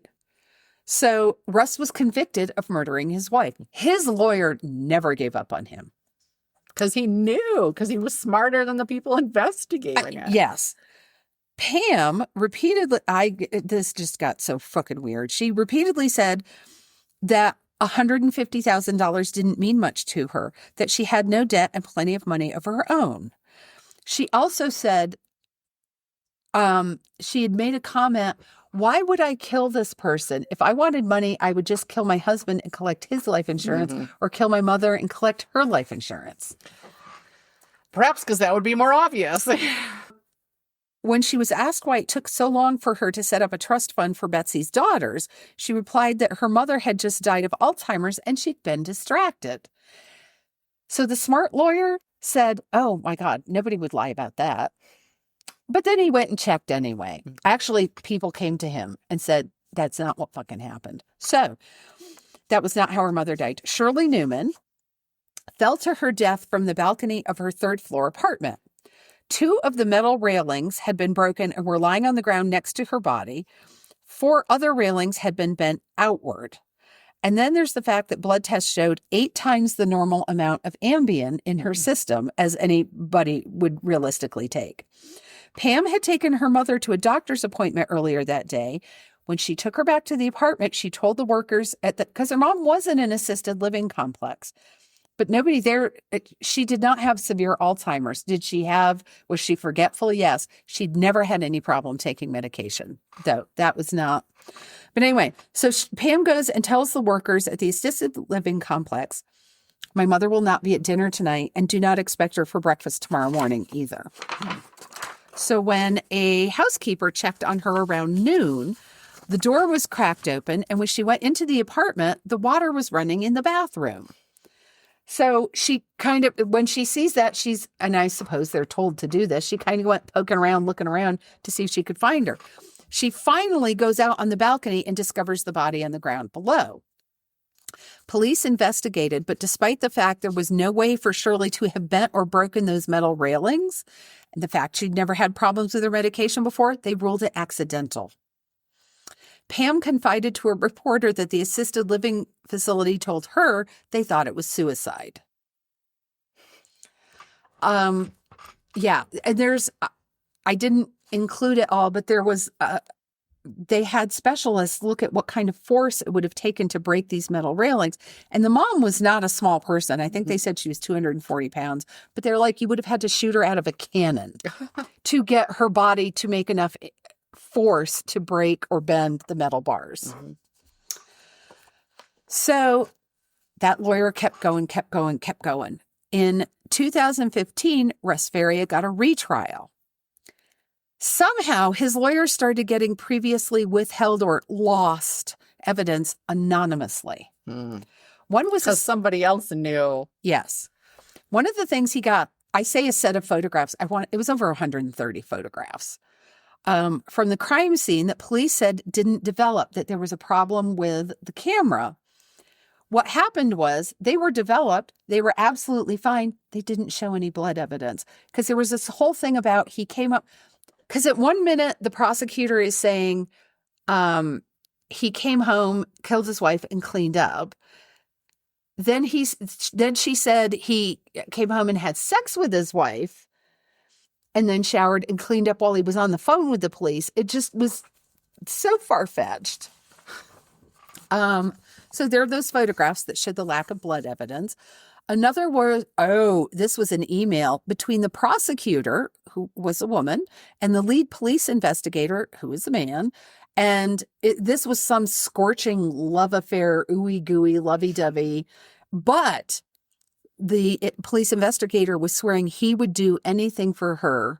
He would do whatever she needed to get a good outcome.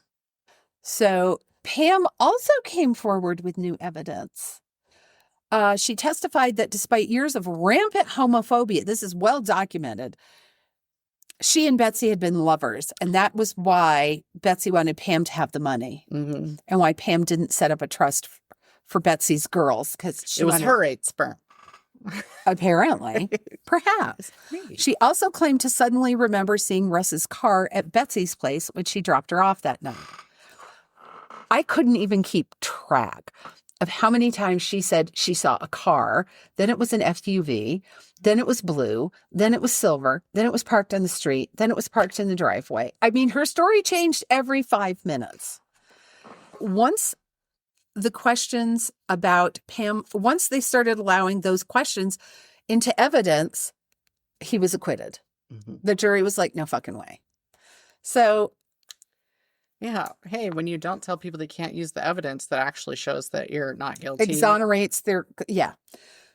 The story is not yet over. Of course, the story isn't over. So, August 2016, all of a sudden there's a headline in the paper that Pam Hupp has shot a man. So according to Pam, she returned home after shopping to let her dog out. And a man was dropped off by someone in a silver sedan that sped away. She said the man, Louis Gumpenberger, had attacked her. She said that he yelled he wanted Russ's money and chased her into the house. She ran into the, it said bedroom and it said bathroom. So I don't know which room it was, to get her gun. And when he followed her in, she shot him. She emptied the gun into him. She did not just shoot him. The problem with this scenario is that in 2005, Lewis had been in a car crash and received a severe head injury, one that left him childlike and unable to process complex thoughts. He limped. He couldn't use his left hand. It just dangled uselessly. And he lived with his mother and really only left the house to take short walks around the neighborhood. So prosecutors and police believe that what really happened is that Pam lured Lewis to her house with a promise that he could be part of a documentary being filmed by Dateline, the TV show, which she claimed to be a producer for. And she needed him to fake breaking into the house and robbing it, and then he would get paid $1,000. Now, it would be very easy to convince someone who's very childlike that they're here. Just $1,000. Pretend you're breaking into this house to rob it. So you might be thinking, that's a big fucking leap, MB. How'd the police get to that? It's because Dateline had produced 3 episodes on this story already, on Russ and Betsy and Pam. And we're planning to do more, like 5 more. This was the most episodes on a single topic Dateline had done since the O.J. Simpson stuff and JonBenet Ramsey. Okay. So that's back in the news. Russ is also suing the county prosecutor and 3 of the detectives for fabricating and ignoring evidence when he was on trial. So now, not only was Russ's attorney looking at all this stuff, the Dateline people are starting to dig into this and investigate it as well. So the far-fetched, I'm with Dateline. What happened was a week before, it might have even been 6 days, but a week before, a woman filed a police report stating a woman had offered her $1,000 to recreate a burglary for a Dateline segment. And the woman initially agreed, but then she got suspicious because there was no business card. Yeah, I was going to say, like, no contract. There was no camera crew. Yeah. There was, so when she got suspicious, she got nervous and changed her mind. And she said the woman drove her home and dropped her off. Enter Ring doorbell cameras. It was Pam Hupp.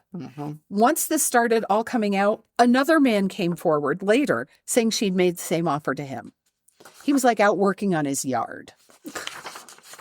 There was another,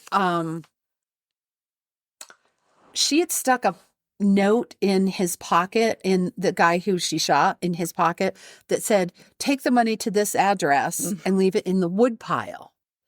So Russ is looking at this and it's his father's address. So he's like, what the fuck? My dad doesn't have a wood pile. Then he remembers his dad had done a bunch of landscaping and there was some leftover landscaping timber. His neighbor goes, hey, dude, I tell you what I'll do. I'll go through my Ring camera and see what's on it. Pam driving by, scoping it out. Also, police were able to link the money in Lewis's pocket to money in Pam's possession. So she apparently, not only is she a murdering bitch, she shorted the guy $100. Wow. And the money was sequential. Yeah. And it matched the one in her pocket. An hour after Pam was arrested, she stabbed herself in the wrists and the neck with a pen. So there's this lovely mugshot with all the bandages. She didn't kill herself.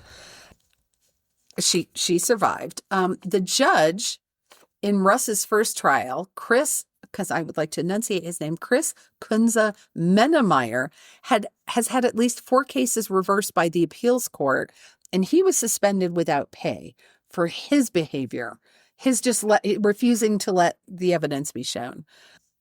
In 2019, still in custody, Pam put in an Alford plea.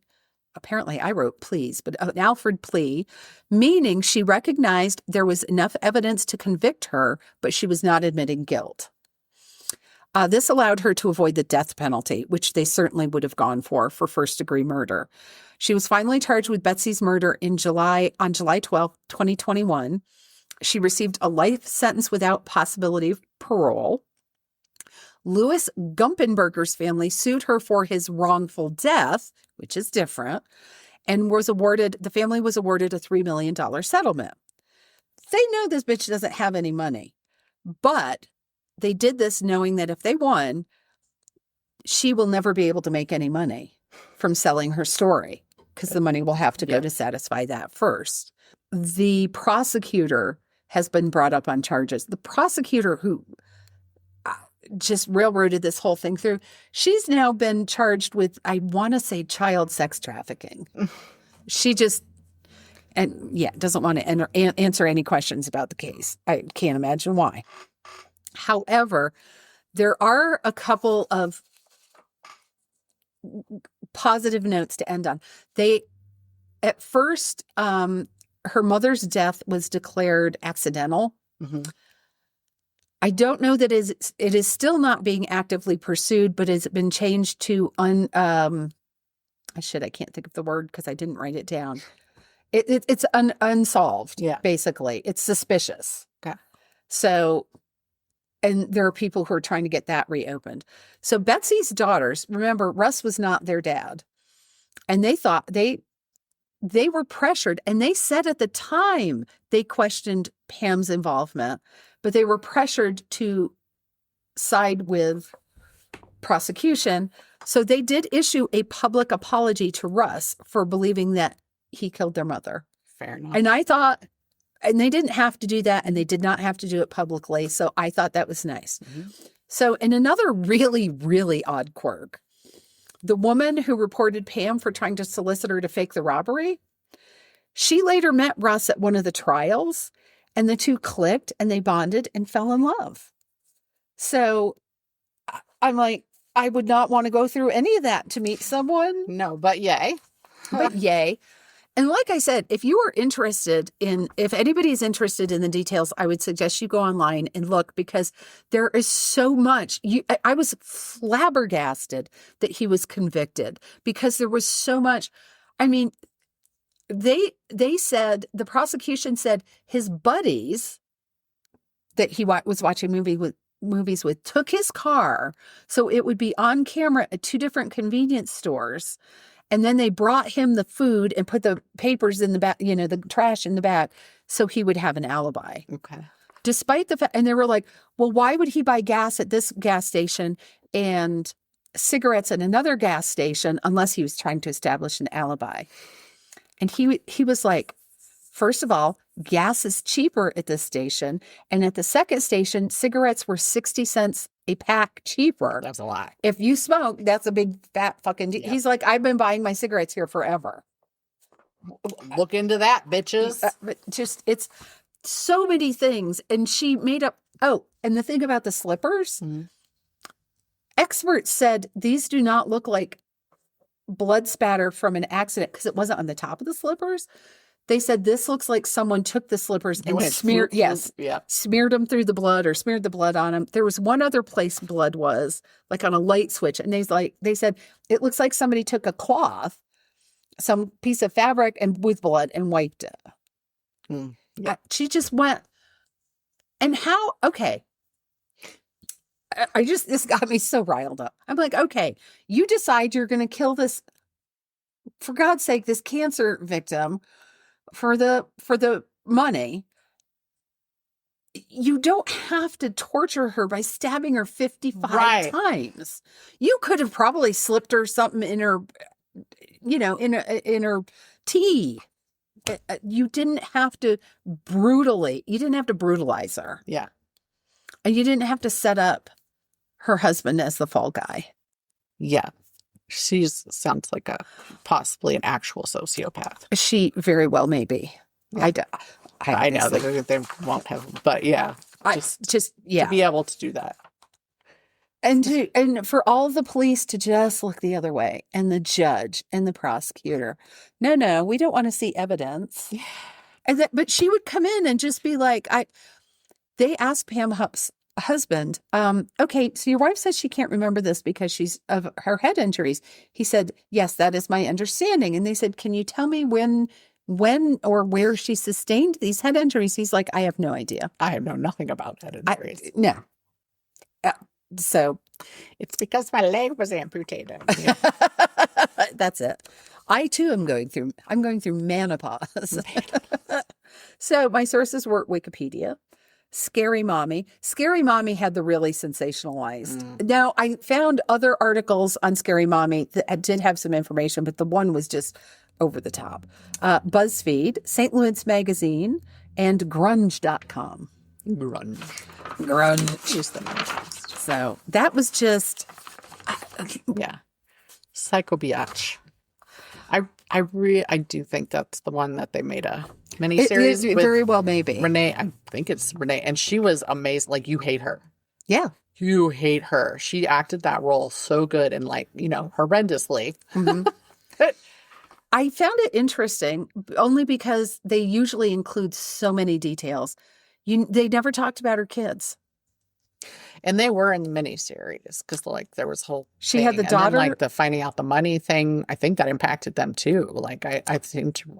But anyway, it's been a while. Yeah, because the daughter by the first husband, the son by the second husband, and she ended up. The amount of money she got from her mother was so small because there was a payment. There was some tiny little insurance policy that's what's called a burial policy. It's just supposed to be enough to pay for a funeral.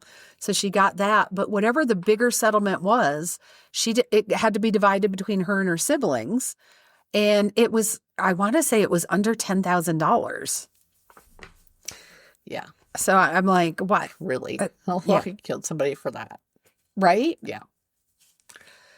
And I don't know that Betsy's daughters ever got the money because they were like, what? So I got this really interesting lead in one of the articles about how somebody said to her, somebody from the court, why haven't you opened a trust account?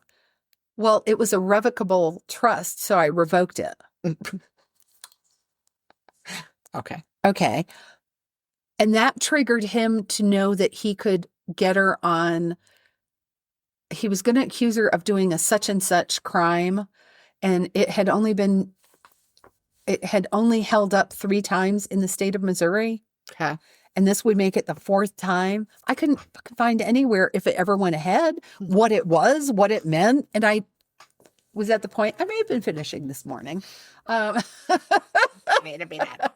I did not have time to go down 18 more rabbit holes and find out what that particular charge was. But it was like they wrote it up and then just dropped it. Next paragraph, new topic. Yeah. There's What is up with that? I don't know, but it's a pain. Like, I could have really fallen into a rabbit hole with both this topic and last time's topic, right? And I was like, I know I don't have time for that shit. Yeah. But like Black Dahlia, there's so much more. And like, I thought about going and trying to find the actual autopsy report to read it myself. And I was like, then I got to read through the whole fucking autopsy. How much time do I think I have to see what's true on this or what's not, instead of just giving a fucking caveat that this may not be. This may not be 100% accurate. Yeah. So, but it's not the Bible. I did get all caught up like forever reading that, reading all that stuff on that Black Dahlia and Hollywood site, because it was just so much. There's so many people. She was in so many people's circles. Yeah. Yeah. She didn't have any good friends there, like good friends. Like even the actress that was kind of considered her best friend, they didn't go out together. They just lived in the house together a lot of the time when she'd come and move. Right. Now, the actress lived there. I think she was like paying rent and stuff. But yeah, there were a lot of rabbit holes with her, and like just also disturbing stuff about the day, like the military camp cook or something like that. I think when they worked there, they would have a camp cutie every month, and that was a civilian female employee that they had all turned in, who they thought was hot or whatever, and then they'd get like their picture featured and probably like a dinner or something, you know, like. But I was like, really? Like, that is the epitome of sexual harassment at work. Yeah, is that all the dudes were like, ooh, who gives me a boner this month? Yeah. Literally, they should have just called it Camp Boner. But it wouldn't have been the to make them happy. Yeah.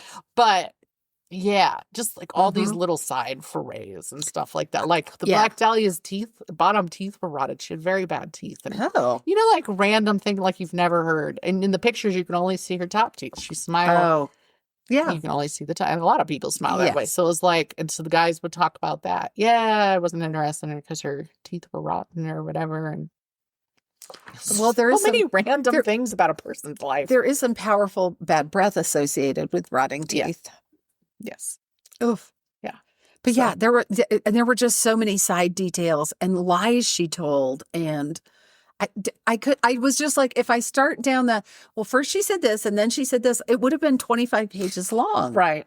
Can I look into all these things? I cannot. I am not an investigative journalist. And the whole issue of the trust fund for the girls, it's like, she said she set it up. She didn't set it up. She was going to set it up. It was being set up. It was set up. It wasn't set up. I'm now not clear on whether they ever got a penny. Right? Well, and also, like, once the sensationalized stuff is done, they just stop covering this shit. Yes. There's so many things that I've been like, oh, I want to look up this thing and see, like, was this followed up on? Who knows? And I do think the two daughters sued her. Yeah. At some point to see if they could recover any of the money. The thing about Pam. Oh, yep. Pam Hupp. Yep. You know, that's not a bad likeness. Yeah. Yeah. She is so unlikable in it. So anyway, it's called the show, now that I've looked it up and will have edited it out. It's called The Thing About Pam, a TV miniseries. And she is playing Pam Hupp. It was from 2022. Because I watched, because we already had the podcast then, but I didn't want to cover it because they just made that. So now you, like 3 years later, perfectly acceptable to cover it. That's the thing is, like, sometimes I've been about to cover something and then a freaking documentary comes out and I'm like, damn it. I want to cover this now. I have a hard time watching some of the true crime stuff because if it's on TV, because right before the commercial break, they build it up. And then when they start back after the commercial break, they repeat everything. Yeah. And I'm like, I have an attention span longer than that of a gnat. And I just find that so friggin' irritating. Yeah. I forget what we were watching, but Jeff and I were like on back and watching something. I kept doing that. And we were like, we already know. Neither of us has this long of an attention span. Stop it. It's like, and then I also don't like the whole, was it this? Was it this? And it's not anything. Like, just tell me what the fuck it was. Yes. It's not even remotely close. I know there's a lot of, and there's so many different kinds of like a lot of people won't watch the ones where they have actors do the whole thing and you're like, "Arr," and I'm like, sometimes those are effective. Like if it's something where the blocking helps me see what happened. Yes. When somebody's describing it and you're like, they did what? Their foot was where? What? Yeah. Like those, I like it when they do it. But yeah, there's like a line for me of how far I'm willing to watch that too. I might have to go watch this because I want to see how they deal with the stuff like it's good. It's aggravating as when hell. when she takes her home from that last appointment. I mean, really, I don't know, other than killing the woman, I don't know what she did because her story changed so much of going in and out of the house. And they think she just grabbed. And since she tried to like fake evidence, they couldn't even really fully follow the evidence, right? Yeah. Because here they're looking at, here is the spouter and blah, blah, blah. And picked up the slippers and dipped them in blood. Yeah. That makes me think of the Lululemon case that I also have not covered. But the lady who over a pair of leggings killed her coworker because coworker caught her trying to steal them. But brutalized her, and the people it was like an Apple store, like a phone store next door, heard screaming and didn't do anything, didn't report it, didn't call the cops, didn't investigate. And this woman was tortured for like 15 minutes, just brutally beaten with like 4 different items and stabbed. Okay, that's fucked up. But here's why it reminded me of it, because then she put on men's, because they sold, I guess Lululemon had boots too, not just leggings, but she put on a pair of men's boots and tromped through the blood to make it look like a man had come and tried to rob. Then she put the boots back on the shelf. Okay, but anyway, for a pair of leggings, it was like shit like that I was like, if Lululemon has that culty, and it, come on, it did. I just remember hearing about it all the time when I was on the mom boards back in the day, and I was like, who the fuck cares about Lululemon? I get perfectly good leggings. Those leggings would have to clean my house and give me orgasms, right? For me to be a man. Oh, invention idea. No.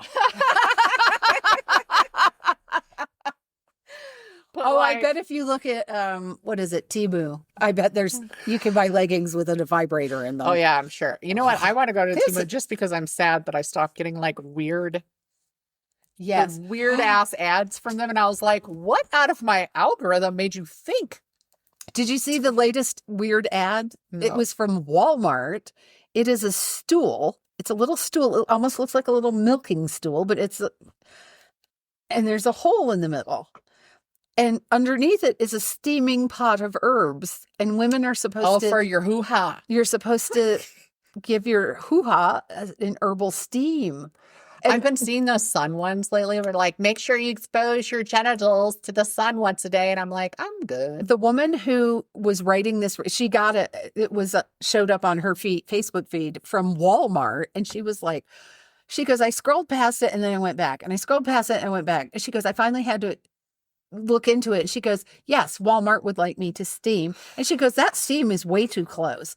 And what do you say when you Scald your lady bits? What do you say when you go to the doctor? I'm afraid I burnt myself. It's like, why does this smell like rosemary? And you're like, right? Well, thank you, first of all.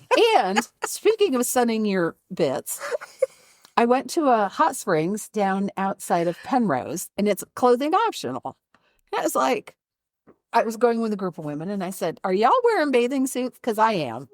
I don't have time to cover all of this with sunscreen. I'm very pale. I don't know. I'm way too lazy to cover everything with sunscreen. So most of the people there were clothed. So Nikki and I walked over to, there's 3 more pools over on the side. So we walked over to check them out. They were it would have been like sitting in a crock pot. It was so fucking hot. Mm-hmm. And there was a woman laying over there naked. And so Nikki and I came and we like stuck our feet in the pools, and I was like, that's way too hot for me. So while we were there, she like put her bathing suit on. And I said to Nikki later, I said, I really wanted to tell her you don't have to put your suit on for us. But then I thought that was going to seem awkward. So I will just keep my mouth shut. Go ahead and stay naked for me. Thank you. But there was another woman who started out with her suit on and then took part of it off and then had all of it off. But apparently she also wanted to sun her bits. But the way she was doing it, Nikki was just like, oh my God, she's going to hurt herself. I want to go tell her there are other ways to do that. Your back is going to hate you because it was like bent and twisted and one leg up, and it just looked horribly uncomfortable. And painful. And I'm like, my bits don't need sun that bad. So it's like Strawberry Springs or something. I don't remember. In Steamboat Springs, it's strawberry something. Yes, it might be strawberry. Yeah, but they have hot springs, and after dark, it goes to nude.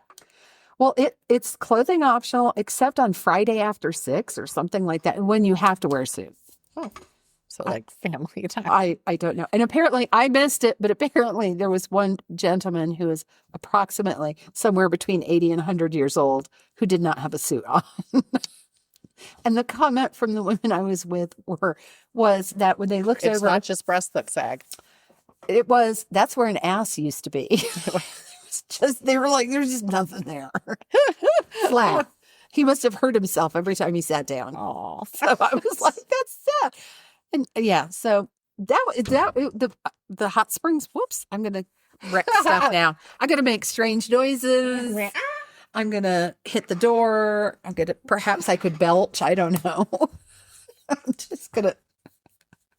So you can edit it all out. All right. MB has lost her fucking mind. I'm going to leave it all in. Do you one better? Do you remember, you may or may not, what episode it was where you and I started laughing uncontrollably? No, but I remember adding the laugh track to something. Like, here's extra. It was after our outro. Yes. I was like, now if you want to stick around, here's all of the hysterical laughter I cut out. Because I think it was Lucy was just telling me there's one episode. Oh, it's the one, and I don't know if this was the one or not. But she said the one we did about Sinkhole Sam. Yeah. She said I've listened to that more than once. She said because you guys laugh so freaking hard in that one. I also got feedback that it's great that you guys are amused by stuff, but we don't want to listen to you laughing that much. Fuck off. I'm saying I got that feedback too. I was like, okay. Oh no, I know. I won't say fuck off. I'll say jog on. Jog on. Jog on. It's kind of nobody made me mad enough to do that to anybody in the UK, and I'm disappointed I didn't get to jog on anybody. I love jog on. Honestly, it's really a dirtier gesture than a middle finger. Well, it looks really dirtier. is more exaggerated. Right, that's what I mean, though. It looks dirtier and more exaggerated than just this. Yes, but you know where it comes from? No. Oh, it's because when you do that, it means you can still fire your bow. When you're holding up your two fingers, you can still fire back. We're phallic and they're whatever the opposite of that is. No, I'm sorry, but that's disappointing. But I do like to know the. Oops, I just forgot that word of a word. Yes, origin. No, that's not the word I meant. But there is like a word for word origin. Fuck, who knows? I don't know. I know exactly what you mean. Yeah. Nope. Menopause ate that word. That must have been when I got my head injury. That's also when I killed somebody. But we're not going to talk about that right now. It's the perimenopause. Yes. I'm past peri. I am not. Nor will I likely be for years to come, as I've been assured. Oh, well, when you start perimenopause early, you still go through menopause when everybody else does. That's a lie. You just go through perimenopause a really long Everybody time. goes through it at their own. Well, he said chances are. He said, I don't want to promise you false hope. And it has been going on for years now. How was your mom's? She didn't fucking have any perimenopause that she was aware of, and her period just stopped one day. I'm not kidding. So that does me no fucking good whatsoever. They're always like, find out what your mom's is like. And I was like, you know what? Go fuck yourself and your mom. Okay? Great. I'm glad we could have that conversation. There was a woman in my book club years ago, and she goes, yeah, I was cranky for an afternoon. Right. And then I didn't have I've never had a hot flash. And I'm like, oh, nice for you. And not only do I have them now, I actually, because I'm already on hormones, I don't have them as bad as other people are having them very occasionally. But unfortunately, it's stuff like I'm really mad. Mm-hmm. It's really hot outside. Mm-hmm. I'm having sex. Mm-hmm. That last one pisses me off a lot too.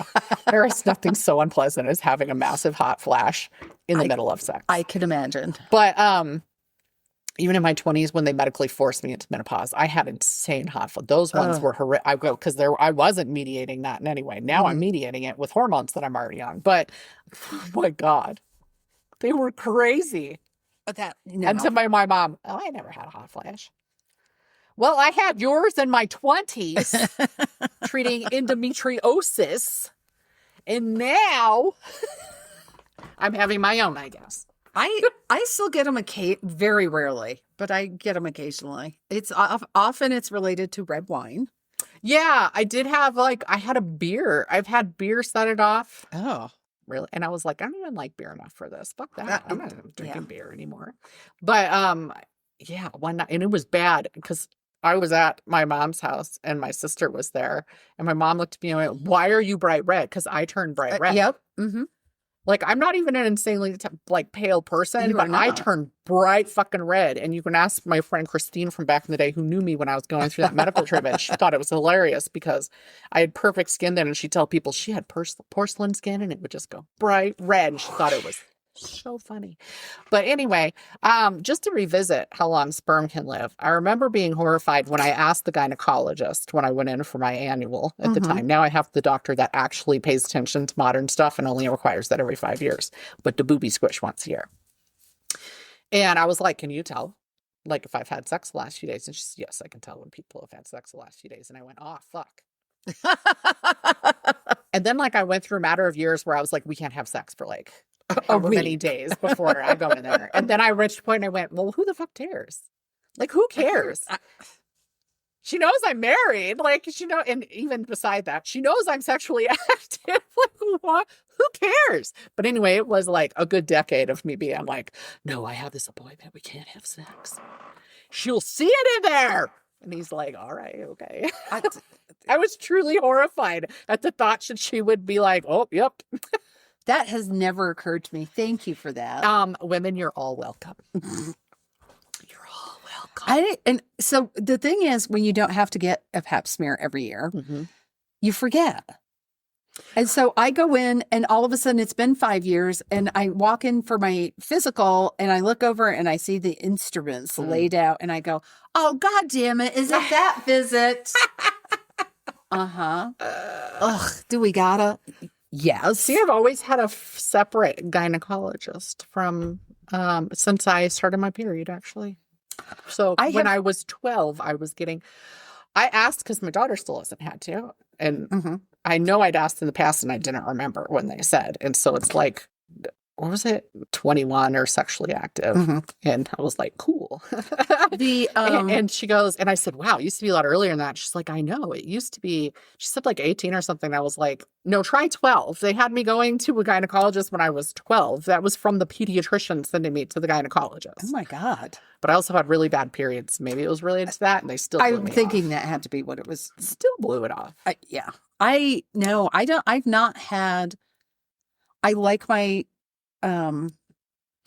practitioner and I trust her. Yeah. So also I had known my doctor who until just the last few years was my doctor. I had known him since I was 12 because he was friends with the family. Oh. I was not letting him go in the vajaj. No. That's weird. And I wouldn't do that to him. That would have freaked him out too, I'm pretty sure. Despite being a doctor, my brother dated his daughter for a while. Oh. I helped them raise funds when their son needed a new kidney or whatever. Oh, so that was not going to ever be. But I've never been to a doctor who's like, do you want me to do the pelvic exam? Because it's just already on there that I have a gynecologist and I keep a separate one. So that's weird to me. I think with this the doctor I'm seeing now, I think we discussed it at some point and she was like, do you just want me to do that? And I was like, yes, please. Yeah, just not that I think you're anxious to see my hoo-ha, but welcome to the vagina. Oh, I went to a show. It wasn't just a movie. I went to see Nightmare on Strip Street, which was a was it good? Burlesque. You said it was super fun. Cool. You know why it made me think of that? Because the host was a woman dressed up like Beetlejuice. Oh, what did she call herself? Beetlejugs. So she was in full clothing. She was like, no. This is not the body y'all want to see. But she was really funny. But she made so many.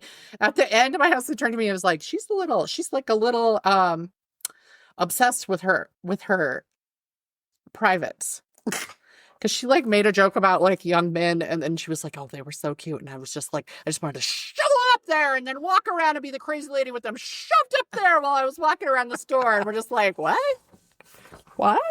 Also, I made an autistic friend there. Nice. She's just started talking to me, and then she's like, "I'm sorry, I keep talking to you," and I was like, "It's okay, people do." Because they fucking do.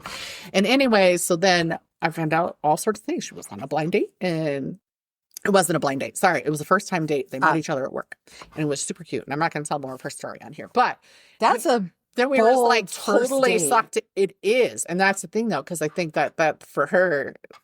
But she had a friend who was supposed to go with her, and then the friend had to cancel, and then she knew this guy because they both walked at the same time as work. Okay. And she was like, "You know what? I have tickets." Because he said, "You want to go out?" And she was like, "Okay, let's do this." And she was like, "Tell me how he handled it afterwards. Like, you tell me what you see, and I'm going to be paying attention. Like, is he really stiff?" Like, she's like, "I'm afraid he's going to be stiff because he was like a CFO." Oh, So anyway, he wasn't actually. It looked like a really sweet date. good. I'm glad. But I made a new friend. And she has also written books. She wrote a children's book, and now she's got erotica that she's working on with her publisher. Yeah, I was like, that's. But then she told me that part, and I was like, oh, good. Then see, you're not going to be bothered that I write horror, because I'm always like, I'm like, yes, I'm a writer, and then I just don't volunteer what kind of writer, because I'm so tired of hearing, oh, I don't like horror. And I'm like, good for you. I don't like your face. If people knew how much I hold back from saying out loud to them. Oh, you don't. You're so funny. You don't have any filter. So much. Yeah, the fuck I don't. Right. I don't say what I really think to you. But anyway, it was fun. My husband went off to the bar to get us drinks and snacks and stuff, because then we were just like fully engaged in this conversation. All kinds of things. Fascinating. Nice. Yeah. Enjoyed it. I enjoyed people's stories, but it's time to go. You should let these people go. Don't forget that we have merch. And you can just go to mysterysponsorsmayhem.com and go to the merch. And also there. Makes a great Christmas present. Buymeacoffee.com. And it's basically like a tip jar you can do. You don't have to do a monthly thing. And if you like an episode a lot, or you're just like, hey, I like these people, I might like to support their overhead costs for doing this thing that they do that they don't make money at, then you could do that and just do a tip jar one time. But anyway, thank you for listening. We'll be back next month. Bye. Thank you for listening to Mysteries, Monsters, and Mayhem. Find us on Facebook and Instagram, or at our website, mysteriesmonstersmayhem.com. Please like, rate, and review, follow, and share wherever your favorite podcasts are downloaded. Thank you for listening and supporting our podcast. We'll be back with more shenanigans.